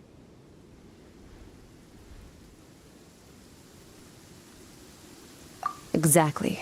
It told me everything I needed to know. Hence why I said we both got what we came for. And I believe that brings our transaction to an end.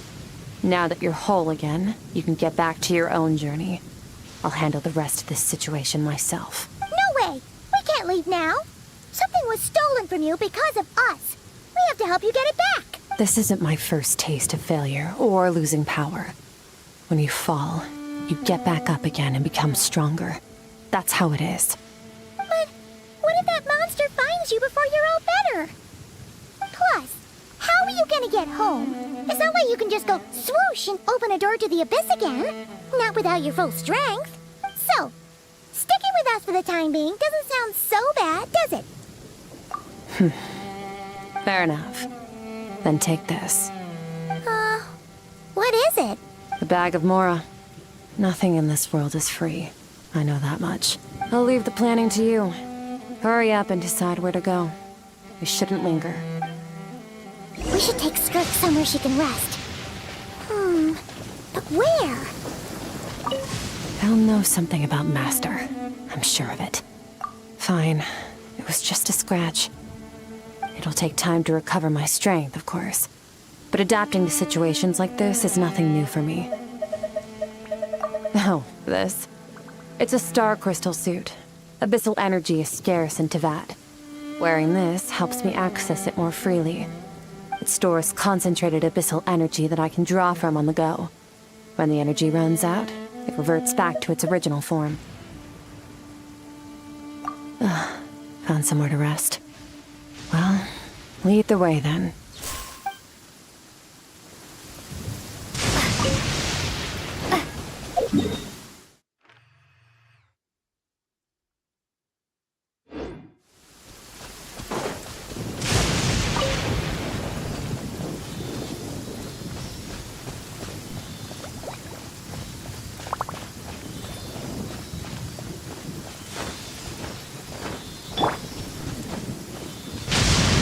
Many people dread the sound of thunder. To me, it sounds fondly familiar.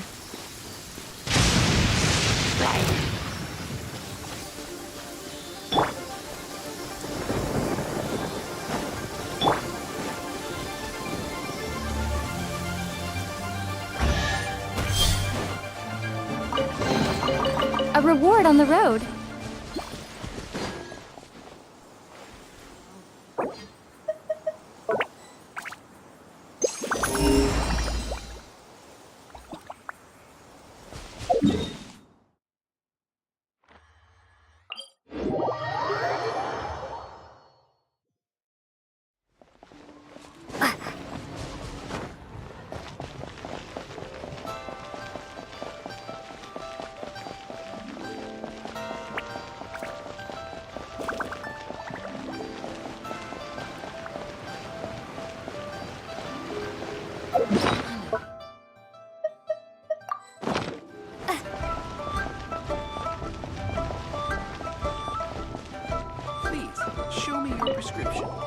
You look much better, Traveler.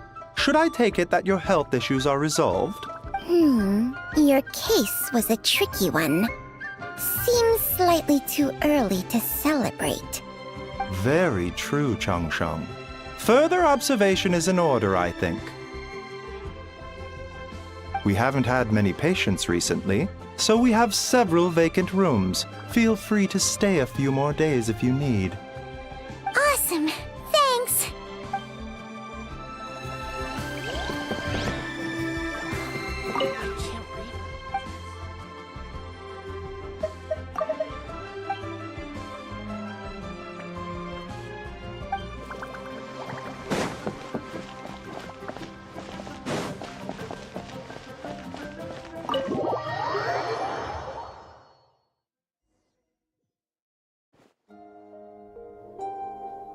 Huh.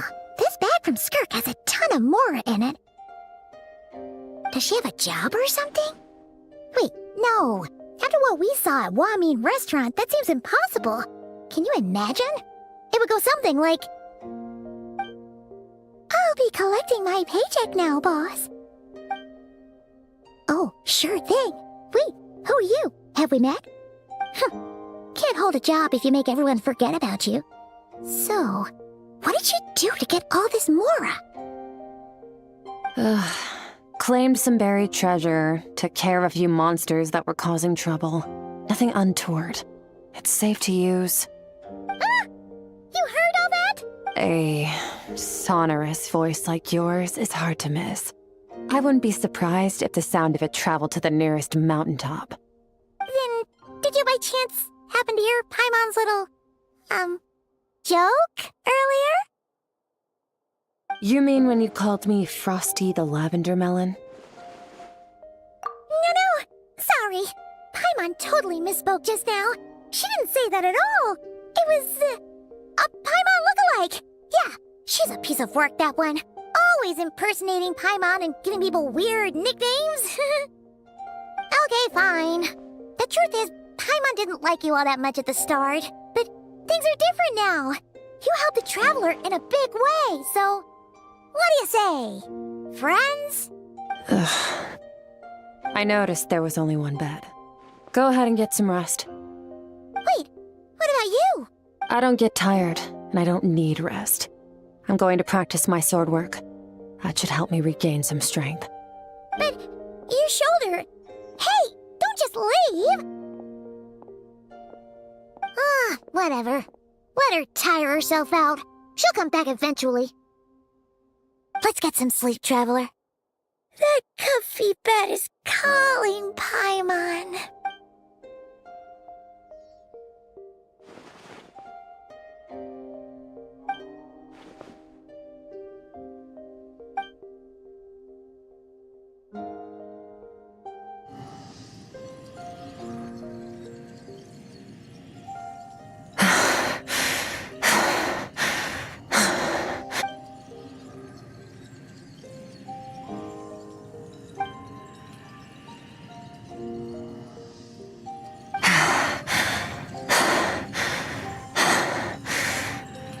Quiet.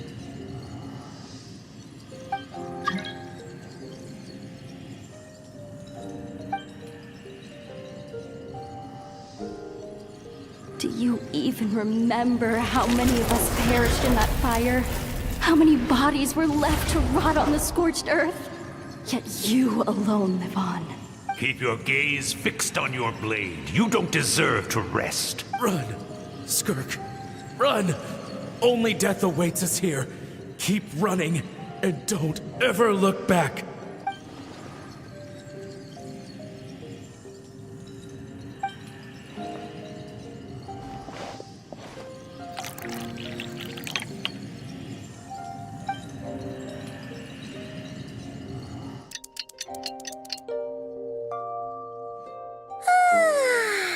Getting an early night's sleep is the best. That bed was so comfy. Wait, Skirk? Have you been sitting out here the whole night? The bed's all yours if you want it. About 60%, maybe 70. Whoa! Paimon thought it would take at least a couple of days. That was fast. No, not fast enough. That's 20% less than last time. Same training regimen, same intensity. Nothing felt different, but somehow the outcome fell short. Now, I I think the problem's with me. I need to meditate for the next 2 days. Deep introspection should help me find the issue. Ooh, sounds intense. We'll watch over you in the meantime, then. Thanks. See you in 2 days.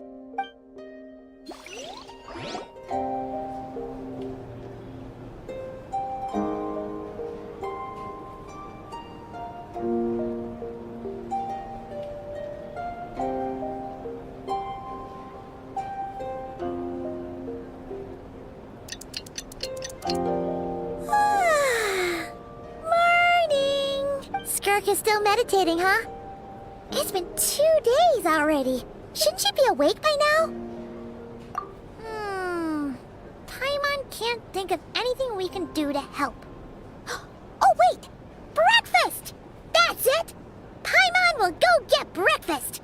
Skirk is gonna be starving when she wakes up. Be right back.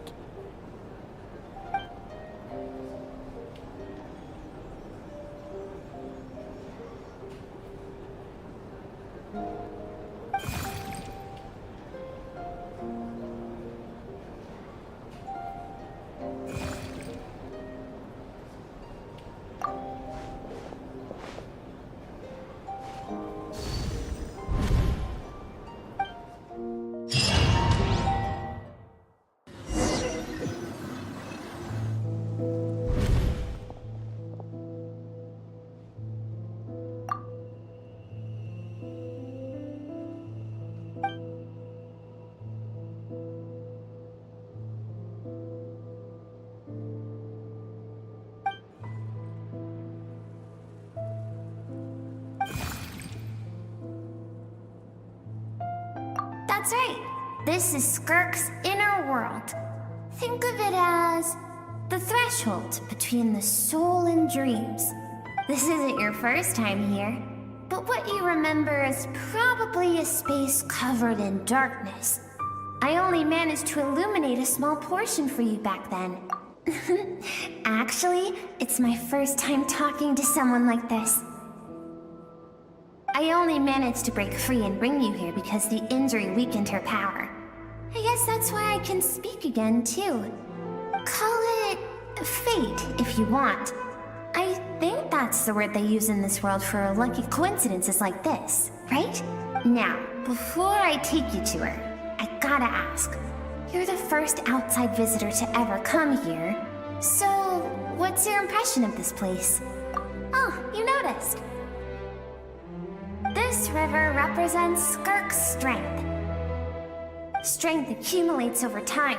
It is the summation of a person's lived experience. So this river is where all the fragments of Skirk's life should converge into a single stream of memories and emotions, flowing forward as one. But as you can see, this river has been severed numerous times.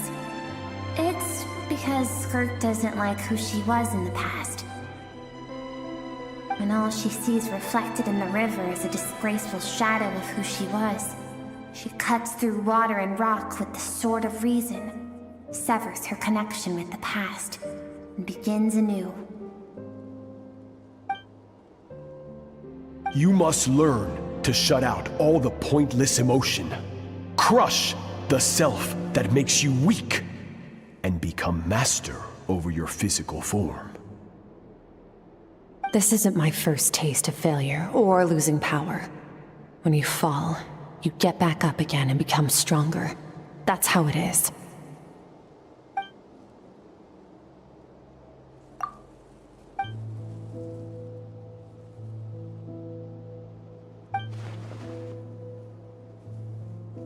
The answer to one mystery invites another question, I see. Let's follow the river upstream. There among the cliffs, among the memories etched into her heart, lies the truth of it all. Soon, you'll understand everything.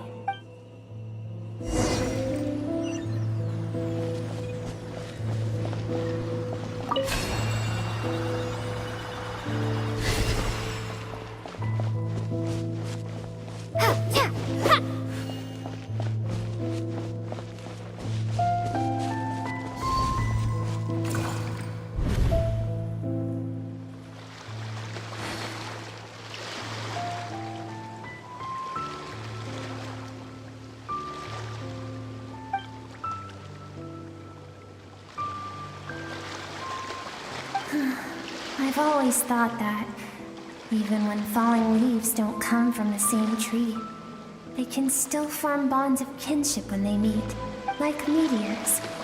You both made a journey through the stars. Both travelers who have landed on a planet that is not your home. Yet, when she first noticed your presence, although she hesitated for a moment, she still chose to walk away, indifferent as ever.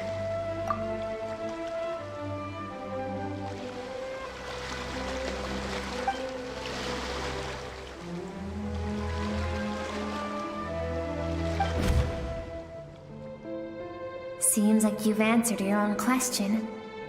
Skirk sees herself as a trespasser in this world. She's made a conscious choice to avoid altering its path. But the reason for that decision stems from events much earlier on in her life. Let's keep going. It's still a long way to the source of the river.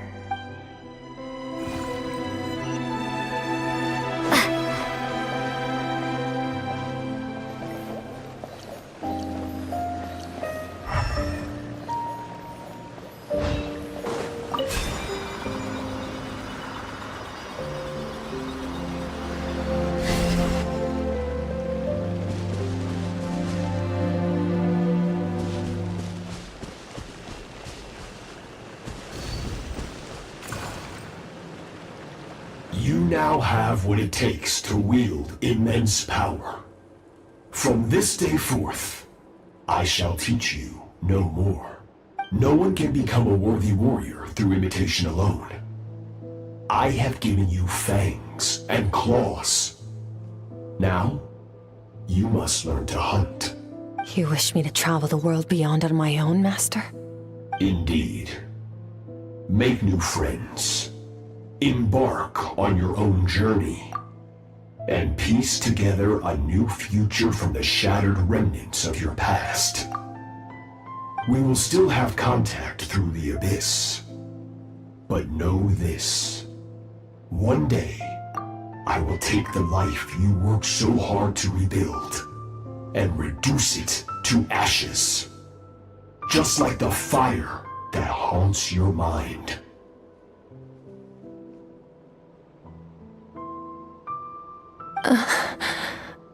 Why do you do that? I have told you before, fear is the catalyst for human evolution. You have tasted loss. You have known fear, so deep it can be felt in the bones. But as living beings, we all have an instinct to detach from that which harms us. And thus pain dampens over time. And the acrid taste of fear becomes but a distant memory. Yet now, I have bestowed upon you the gift of fear eternal. It will drown you in the nightmare of your childhood, or it shall drive you to defeat me, whatever the cost.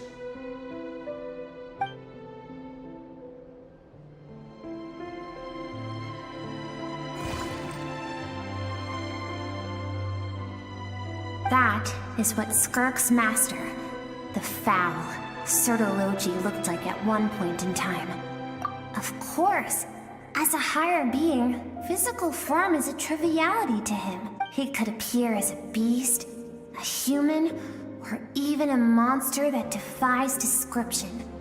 The form you see him in here, clad in abyssal armor, is the one he usually wears when traveling through the stars.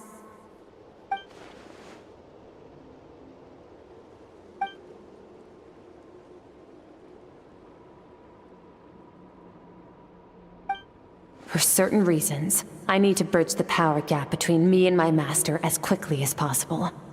But first, I need to understand the source of his strength. To do that, I need to follow in his footsteps, walk the path he once walked, and somewhere along the way, I'll find out how to defeat him. That is my sole focus and purpose.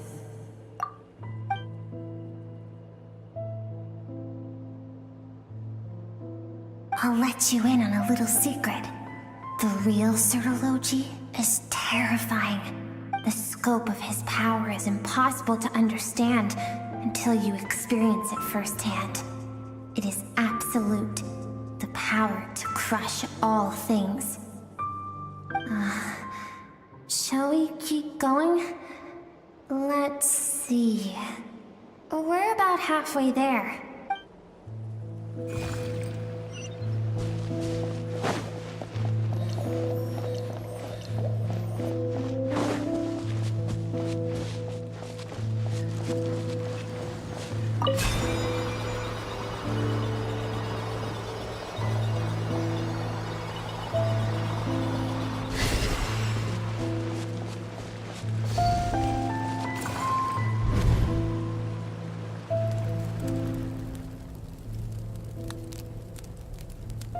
We've made it quite a ways already. This is Skirk, when she first began training under Sertologi. I have set your broken wrist. Tomorrow, you're to train twice as hard.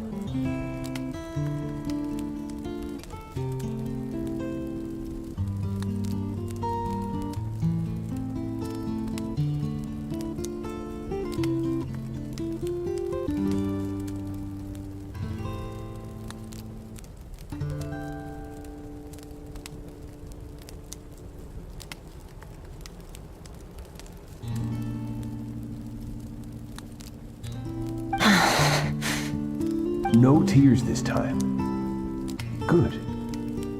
Attempting to garner sympathy through tears is a habit of the weak.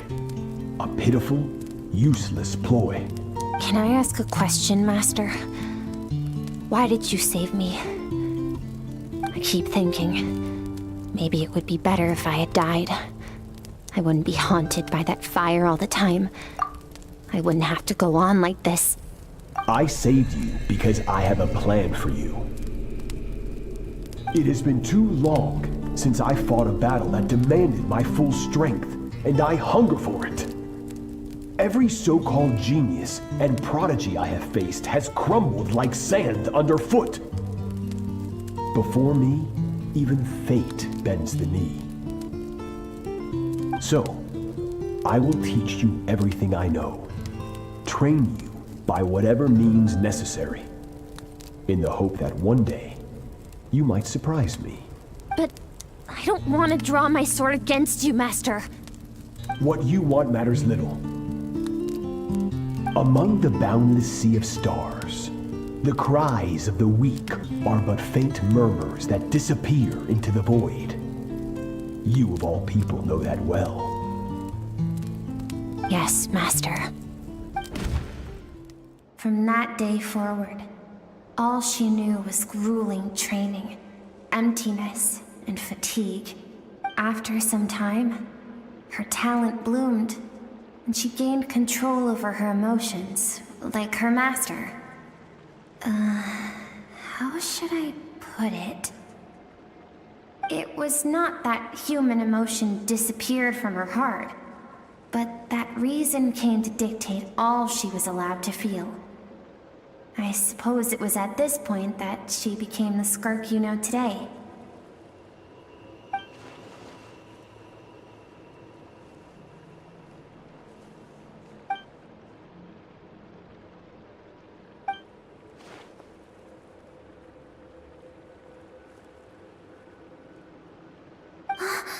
We're nearly there.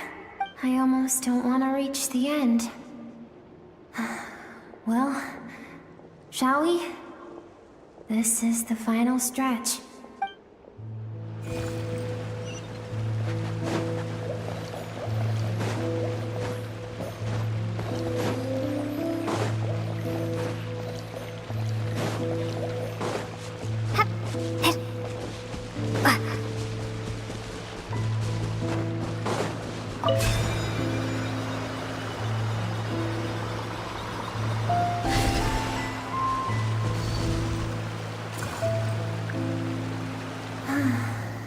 These are Skirk's happiest memories. What a simple and carefree time it was. Wisps of clouds dotted the sky. The sun bathed everything in golden light. And when song filled the air, Not even the shyest of flowers could resist swaying along. This is Skirk's homeland.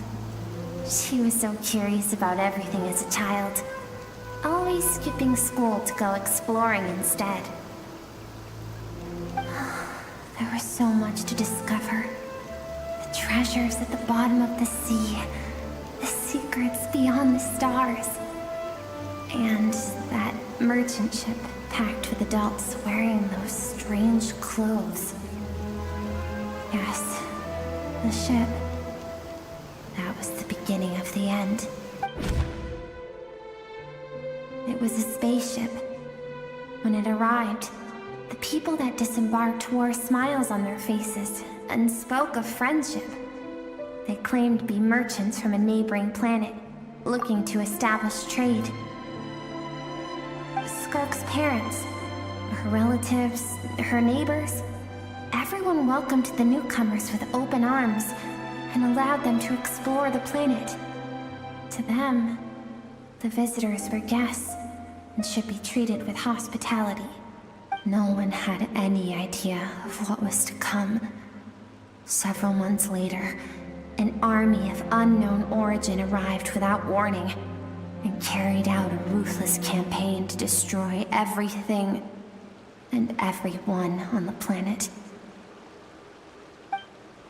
Skirk had skipped school that day, like so many times before, so she was not caught in the immediate wave of destruction. But when she came home that day, only fire and ruin awaited her. Countless people cried out to her for help. People she knew and loved. Friends and relatives. The little girl who lived next door. The shop owner with the bad leg. The bad-tempered teacher she had made fun of just that morning.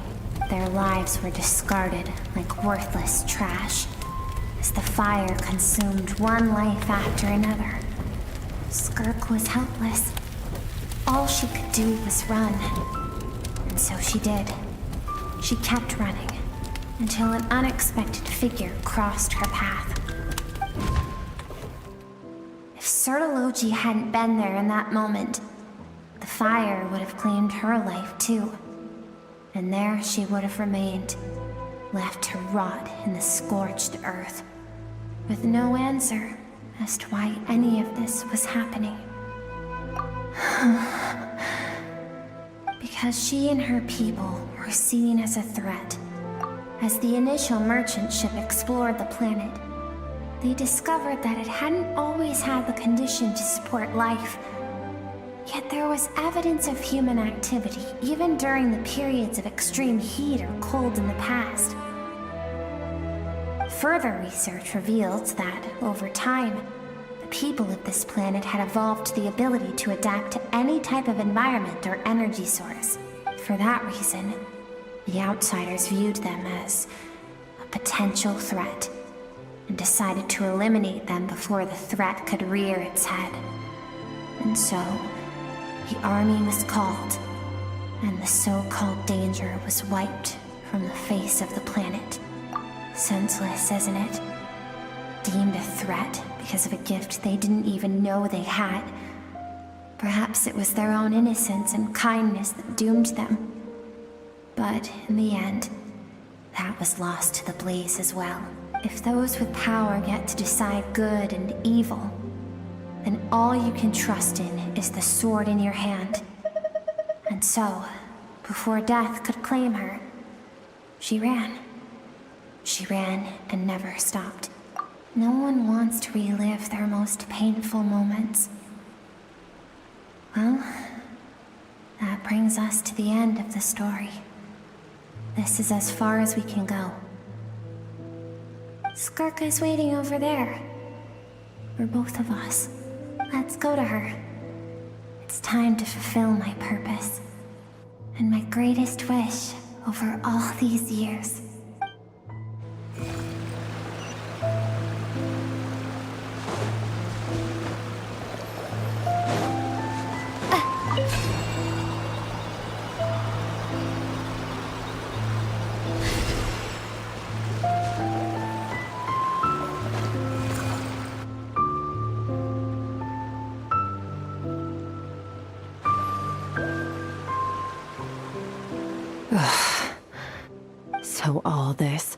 Just so you could bring her here? I have things to say to you. Well, to me. I want someone to witness our reconciliation, even if it takes an argument to get there. And she is the best choice in this moment. Her suppressed emotional self. The version of herself she keeps locked in the recesses of her mind, stifled by reason. All those rejected impulses, those discarded aspects of your past selves, they are a part of me now. I am who you used to be. Someone you have refused to face for too long. So, I came to face you instead. You're wrong. I've faced you all along. And that's exactly why I keep you locked here. Your existence makes me weak. Moments of joy and longing are when we are most vulnerable. Don't forget, it was a penchant for goodness over reason that doomed our homeland in the first place. The vastness of the universe renders everything insignificant. Our feelings most of all. Even so, learning from the mistakes of the past doesn't have to mean erasing everything. Strip yourself of your so-called weaknesses, emotions like kindness and empathy, and what makes you any different from the ruthless soldiers who slaughtered our people? The difference is that I'm doing what is right, what is necessary. I allow you to exist, but with limited freedom. That is the greatest kindness I can offer. I have shouldered everything you couldn't carry. I rose above the numbness and emptiness, and it was cold, unfeeling reason that brought me this far. It made me who I am. It made me strong. That is the problem. I want to shoulder those things together. On the grand scale of the entire universe, maybe our feelings are vanishingly small, but why should that mean they don't matter? Emotion gives warmth to the cold expanse of space. It gives meaning to the world around us. Think back to those nights of gazing at the stars, those afternoons of exploring the unknown. Think back and let them grant you peace. A brief respite from the pressure you put on yourself.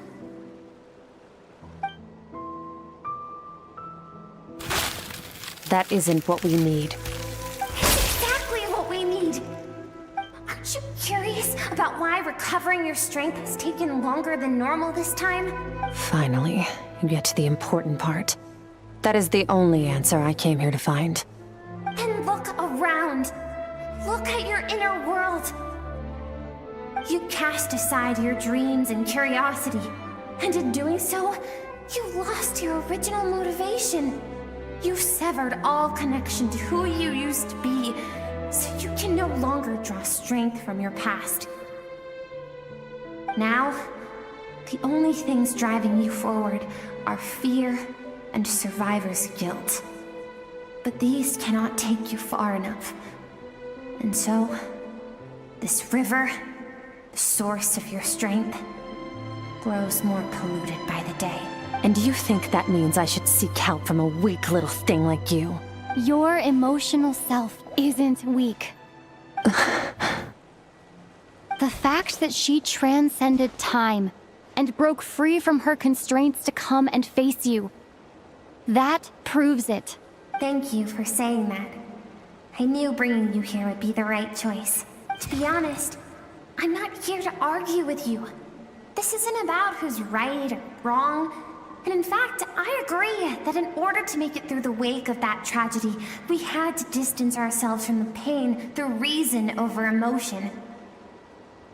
But what is right at one point in time isn't always right forever. I know you will never forget that fire.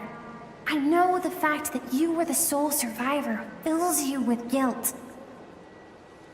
And I know that among the voices that haunt you, mine is there too. Because deep down, you know that you didn't turn out to be the person you wanted to be. All those unfulfilled hopes are like knives to the heart. And I don't want you to hurt anymore.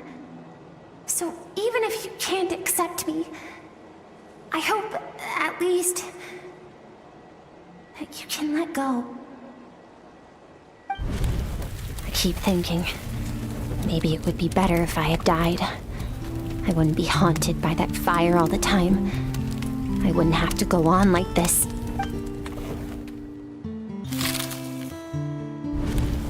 Your dad and I, we're not afraid to stare death in the face, but we need you to survive.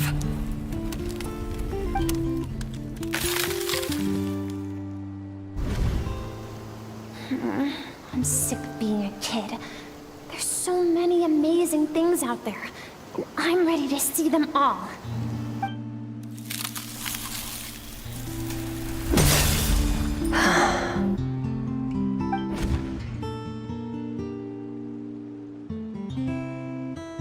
I remember. There was a song Mom and Dad always sang when we went out to fetch water. Dancing water. The sand along your path is begging for your song and movement. Will you carry this burden with you on your journey? I am not the dancing water, and you are not the burdensome sand. But if this is your wish, then I will carry you with me until the end. Thank you. I should be thanking you.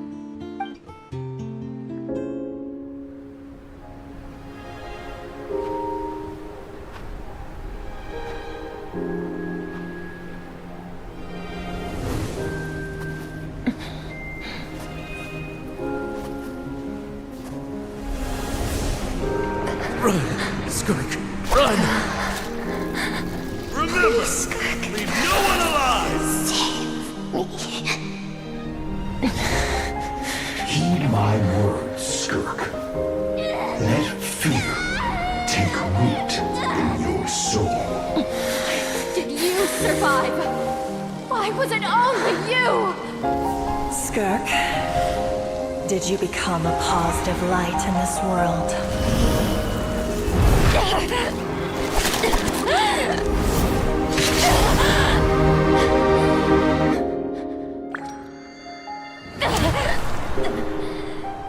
Hey, this doesn't have to be the end.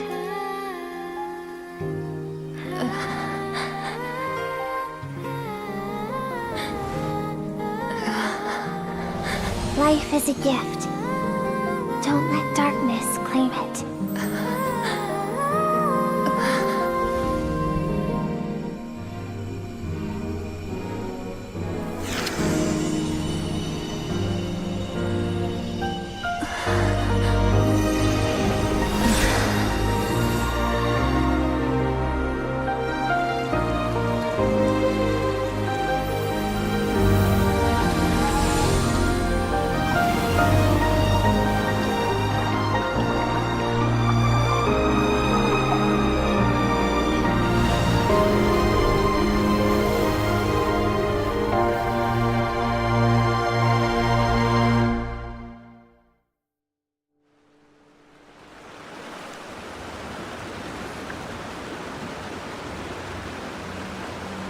So, you saw my memories then. I once asked my master if survival of the strongest was the law of the universe. He said no. But in a world without order, those with no moral boundaries tend to be the ones who survive. That's why, after hearing his answer, an idea came to mind. An idea that, one day, I would create a new world order. One in which there would never be another tragedy like that fire. One in which power was not the law of the land. But that means I must defeat him. Because my master, Sertologi, is, at the core, a defier of all rules and order.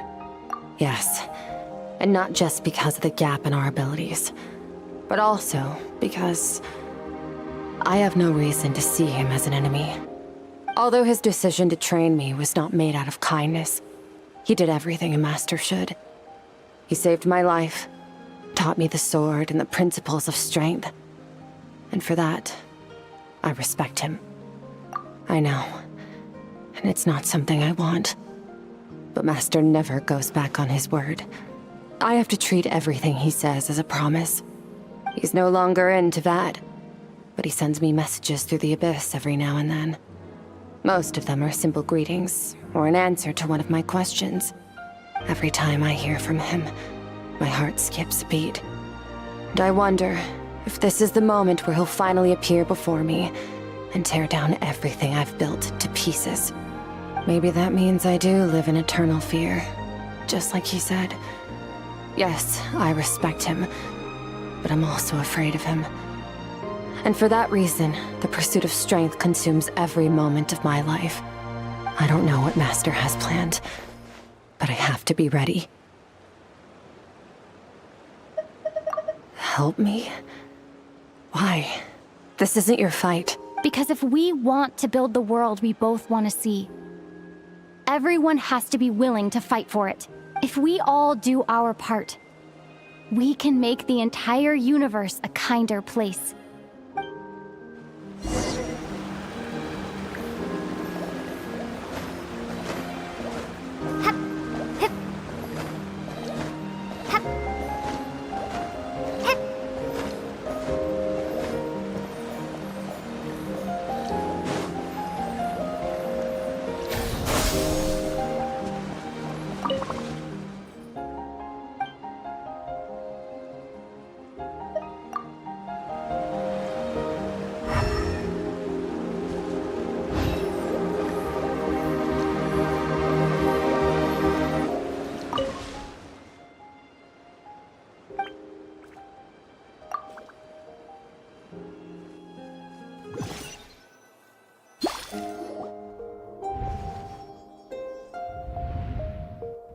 Oh, you're finally awake!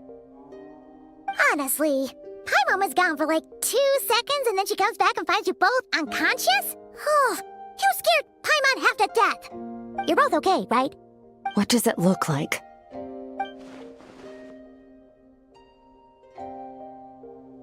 Only water from the source can cleanse the rot and filth that flows from the past into the future.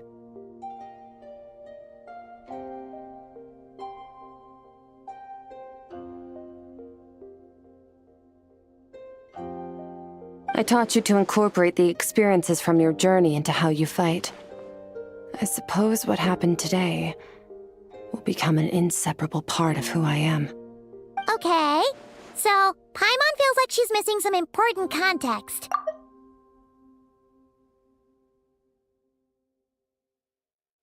But whatever. Paimon brought back tons of delicious snacks. Let's dig in!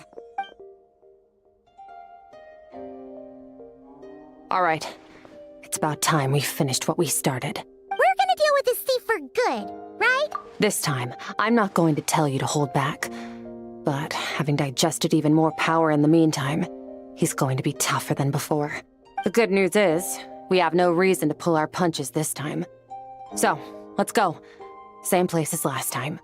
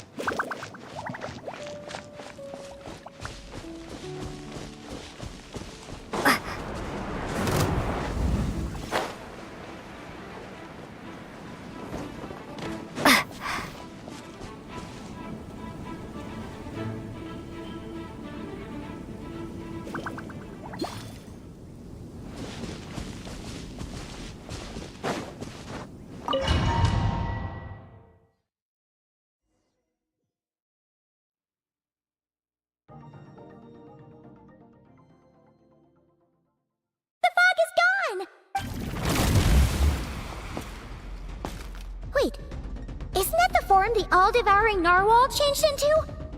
How come he knows that, too? Really? So, you're telling Paimon that giant whale and this guy can both turn into the fowl? How does that work? It's a subconscious instinct. Any intelligent being who longs for his level of strength is bound to mimic his appearance. It's a natural response after encountering someone as powerful as Master. To them, he represents ultimate power. We know the person before us has encountered Master, and we know he stole a portion of my power. So it's not surprising that he would assume this form. Okay. Oh, the closer Paimon looks, the more intimidating it gets. Nervalette isn't here this time, so it's up to us. He won't have the nerve to steal again after we're done with him. Let's teach this guy a lesson.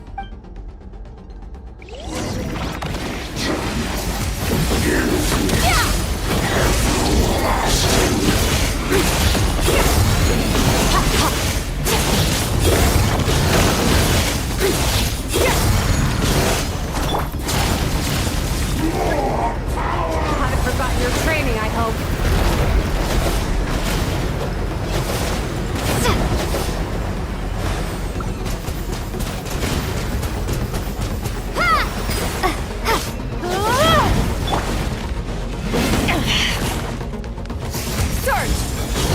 Mine to wield.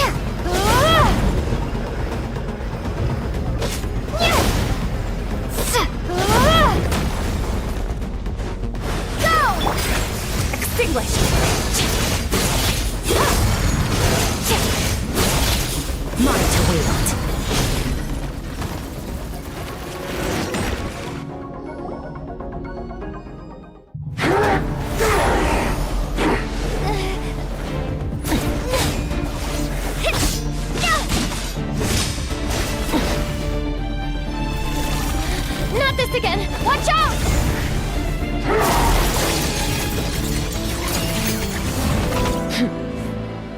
Haven't had enough of my power.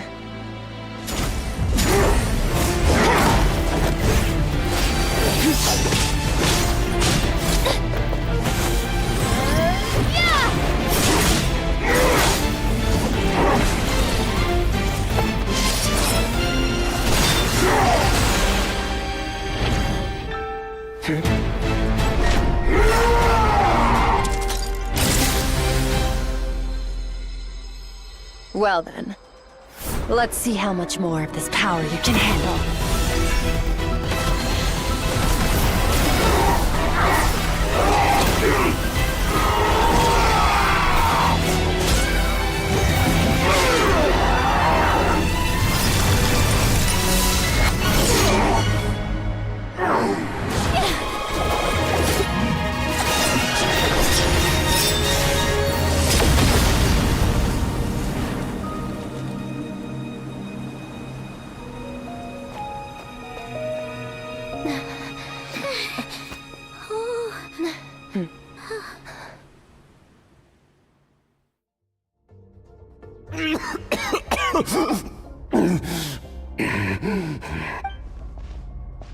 Well, have you come to your senses? You saw that my body was at its limit. Such power, such keen battle instincts. So you must be... Skirk, Sertologi's disciple. How long has it been? How long has he been away from Tevat? Hundreds of years. Hundreds? Sorry, it's a lot to take in. I should introduce myself. I am Skofnungar, a friend of your master and one of his followers. This is the first time I've heard your name, Skirk. But hundreds of years ago, I knew you existed. And I knew you would come here. Hundreds of years ago?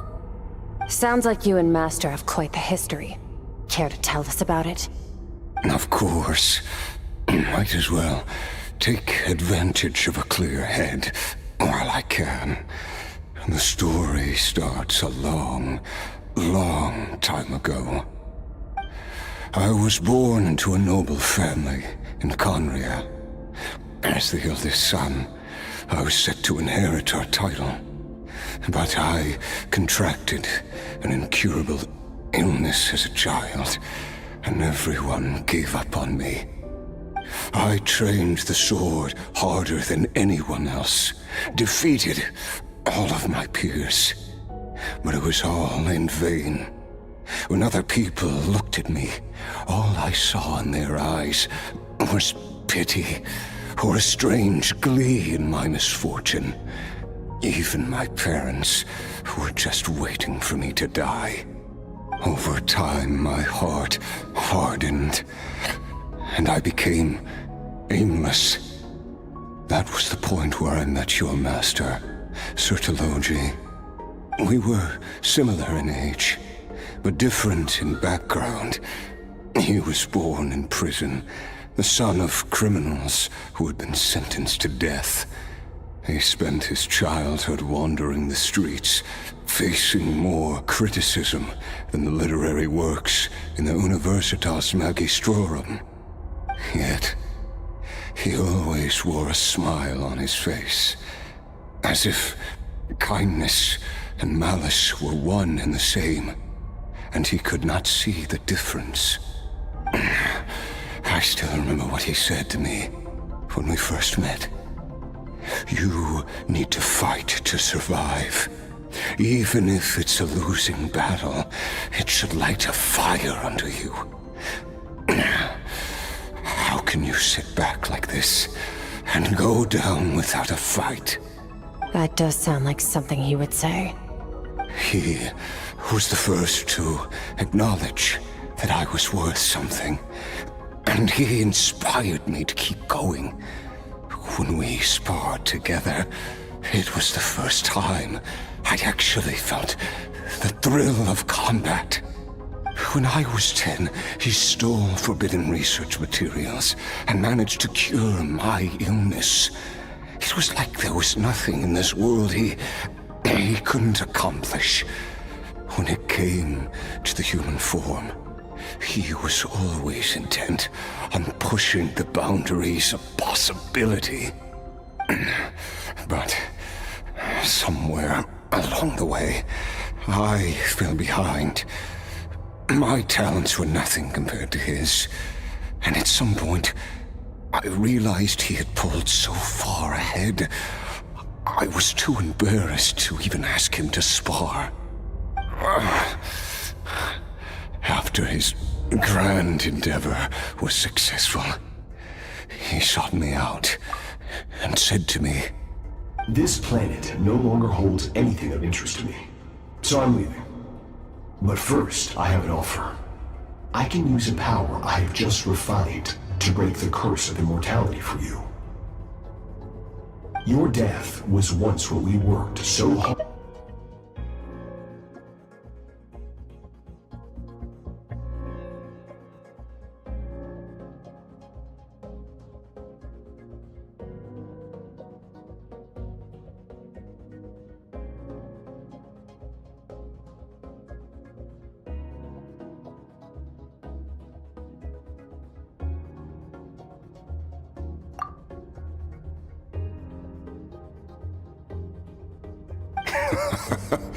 I'll pass. Immortality doesn't sound so bad to me. Since I can't die, it means I have an infinite amount of time to get stronger. Maybe I'll finally catch up to you one day, and we can spar like we used to. Are you sure? I cannot say when I will return. Your body, or rather, your soul, might not be able to withstand this curse. All I can do is try. After all, a wise man once told me, people need to fight for their own survival. Wise indeed. Nevertheless, if you grow weary of the pain of immortality, and wish to experience a good sparring match before you wither away, seek out my disciple. Disciple? Never thought I'd hear that word coming from you. Nor I, but Vedifenir said I was destined to find a disciple out there in the universe, and bring her to Tibet. You know as well as I, Vedifenir's prophecies are never wrong. Well, now I'm curious about who this disciple of yours will be. All Vedifenir said was that one day, the stars shall bow in her honor. Sounds pretty impressive.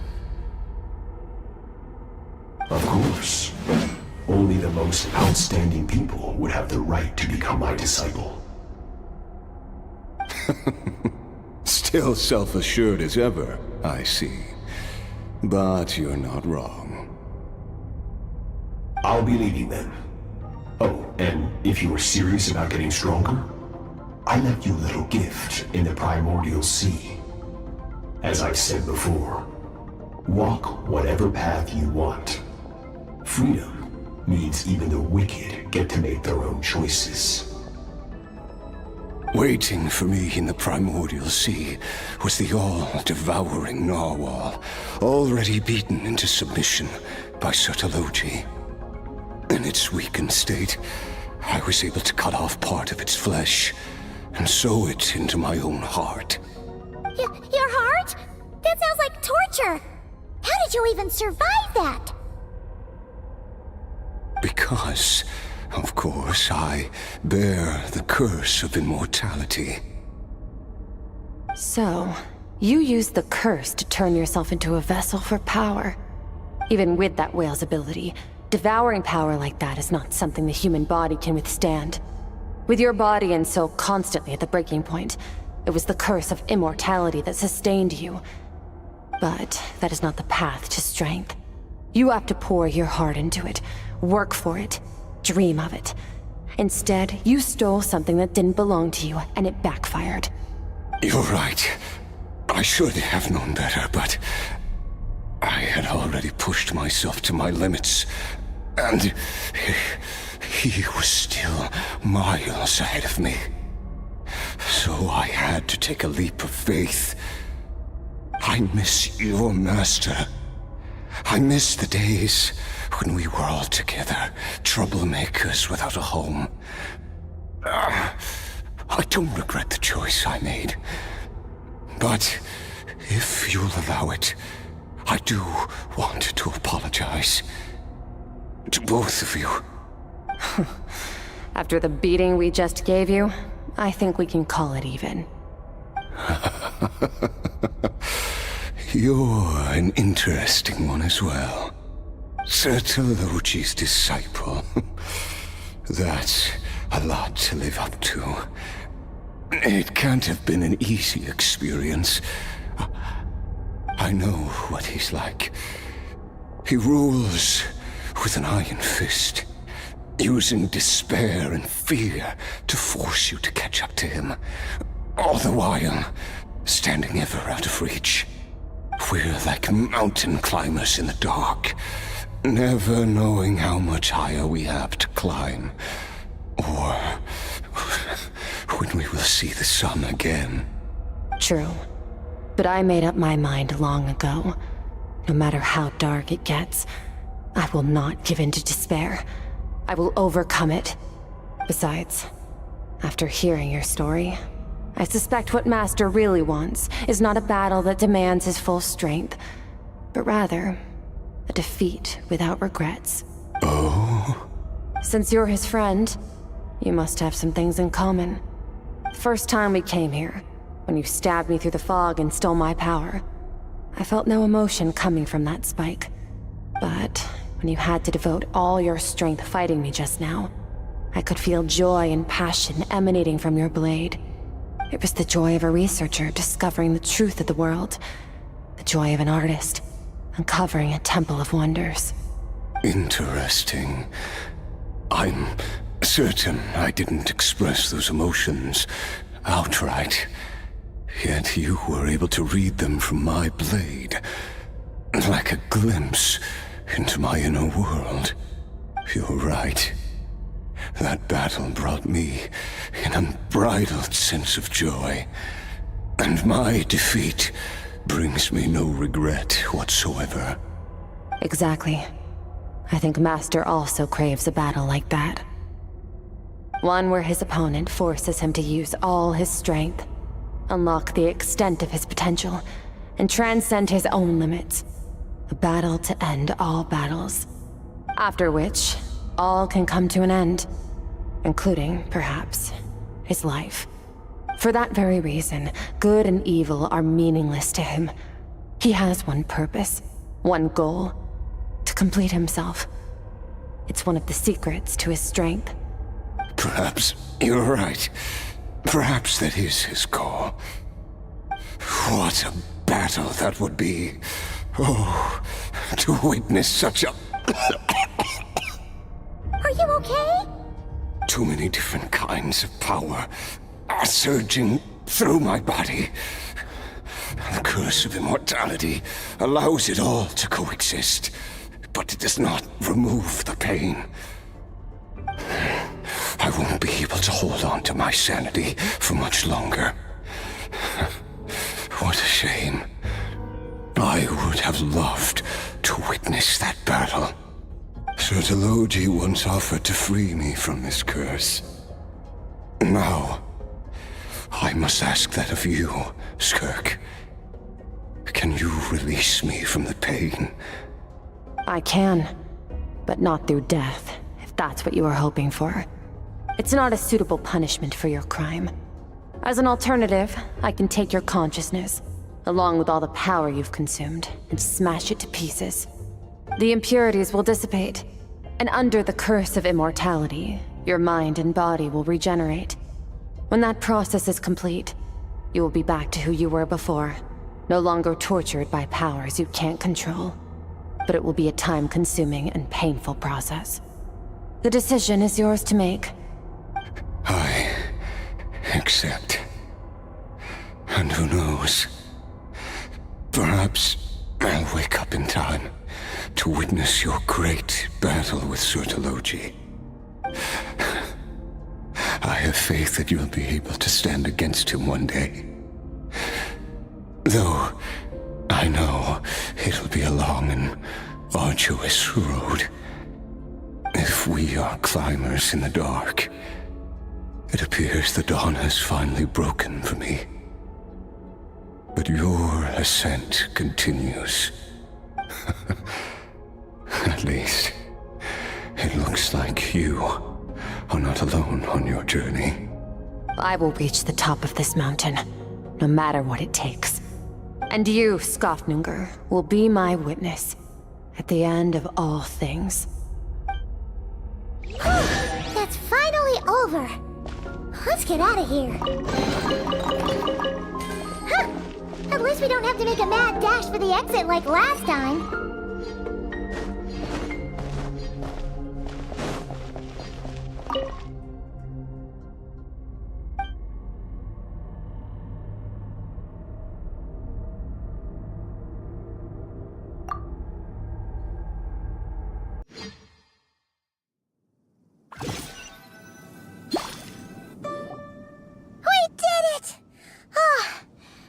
Been a few days, but it feels like forever.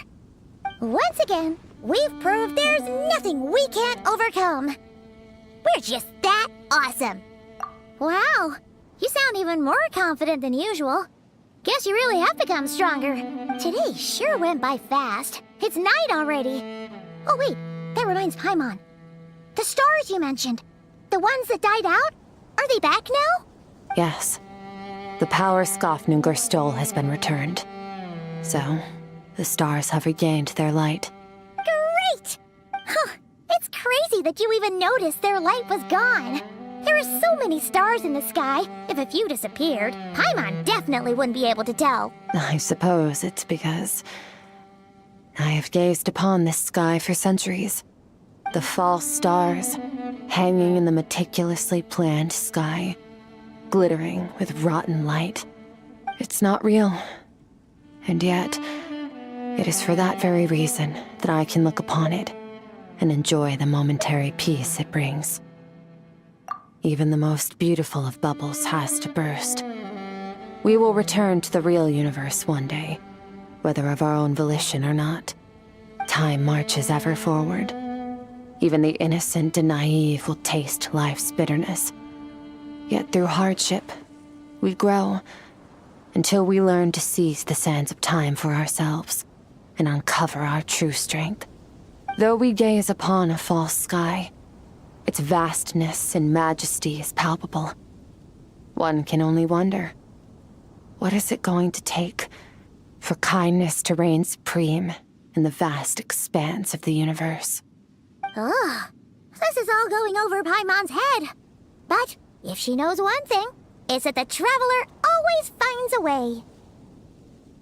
Ever since we met, she has filled Paimon's days with happiness. No matter how tough things get, she always finds a way to make it better. If it's too big a job for one person, then we'll do it with two. And if two's still not enough, then three. We've met so many amazing friends and accomplished so many amazing things. As long as we don't give up, we can make any wish come true. I suppose when it comes to you, anything is possible. Well, I should be going. Now that my power is no longer isolated from my emotions, I need more practice to get used to it. I suppose fate will decide. Maybe we'll bump into each other on the street. Or maybe we'll reunite on a different planet entirely. Regardless, reunions and partings are but passing moments. More than anything, I hope that, at the end of this journey, wherever it takes us, we stand in a world reborn. One without war, pain, or forced partings. One where new life can bloom, even where there was once nothing but scorched earth. For this, we must all work to become stronger. If that's what you want to call me, I won't object. Goodbye. Bye!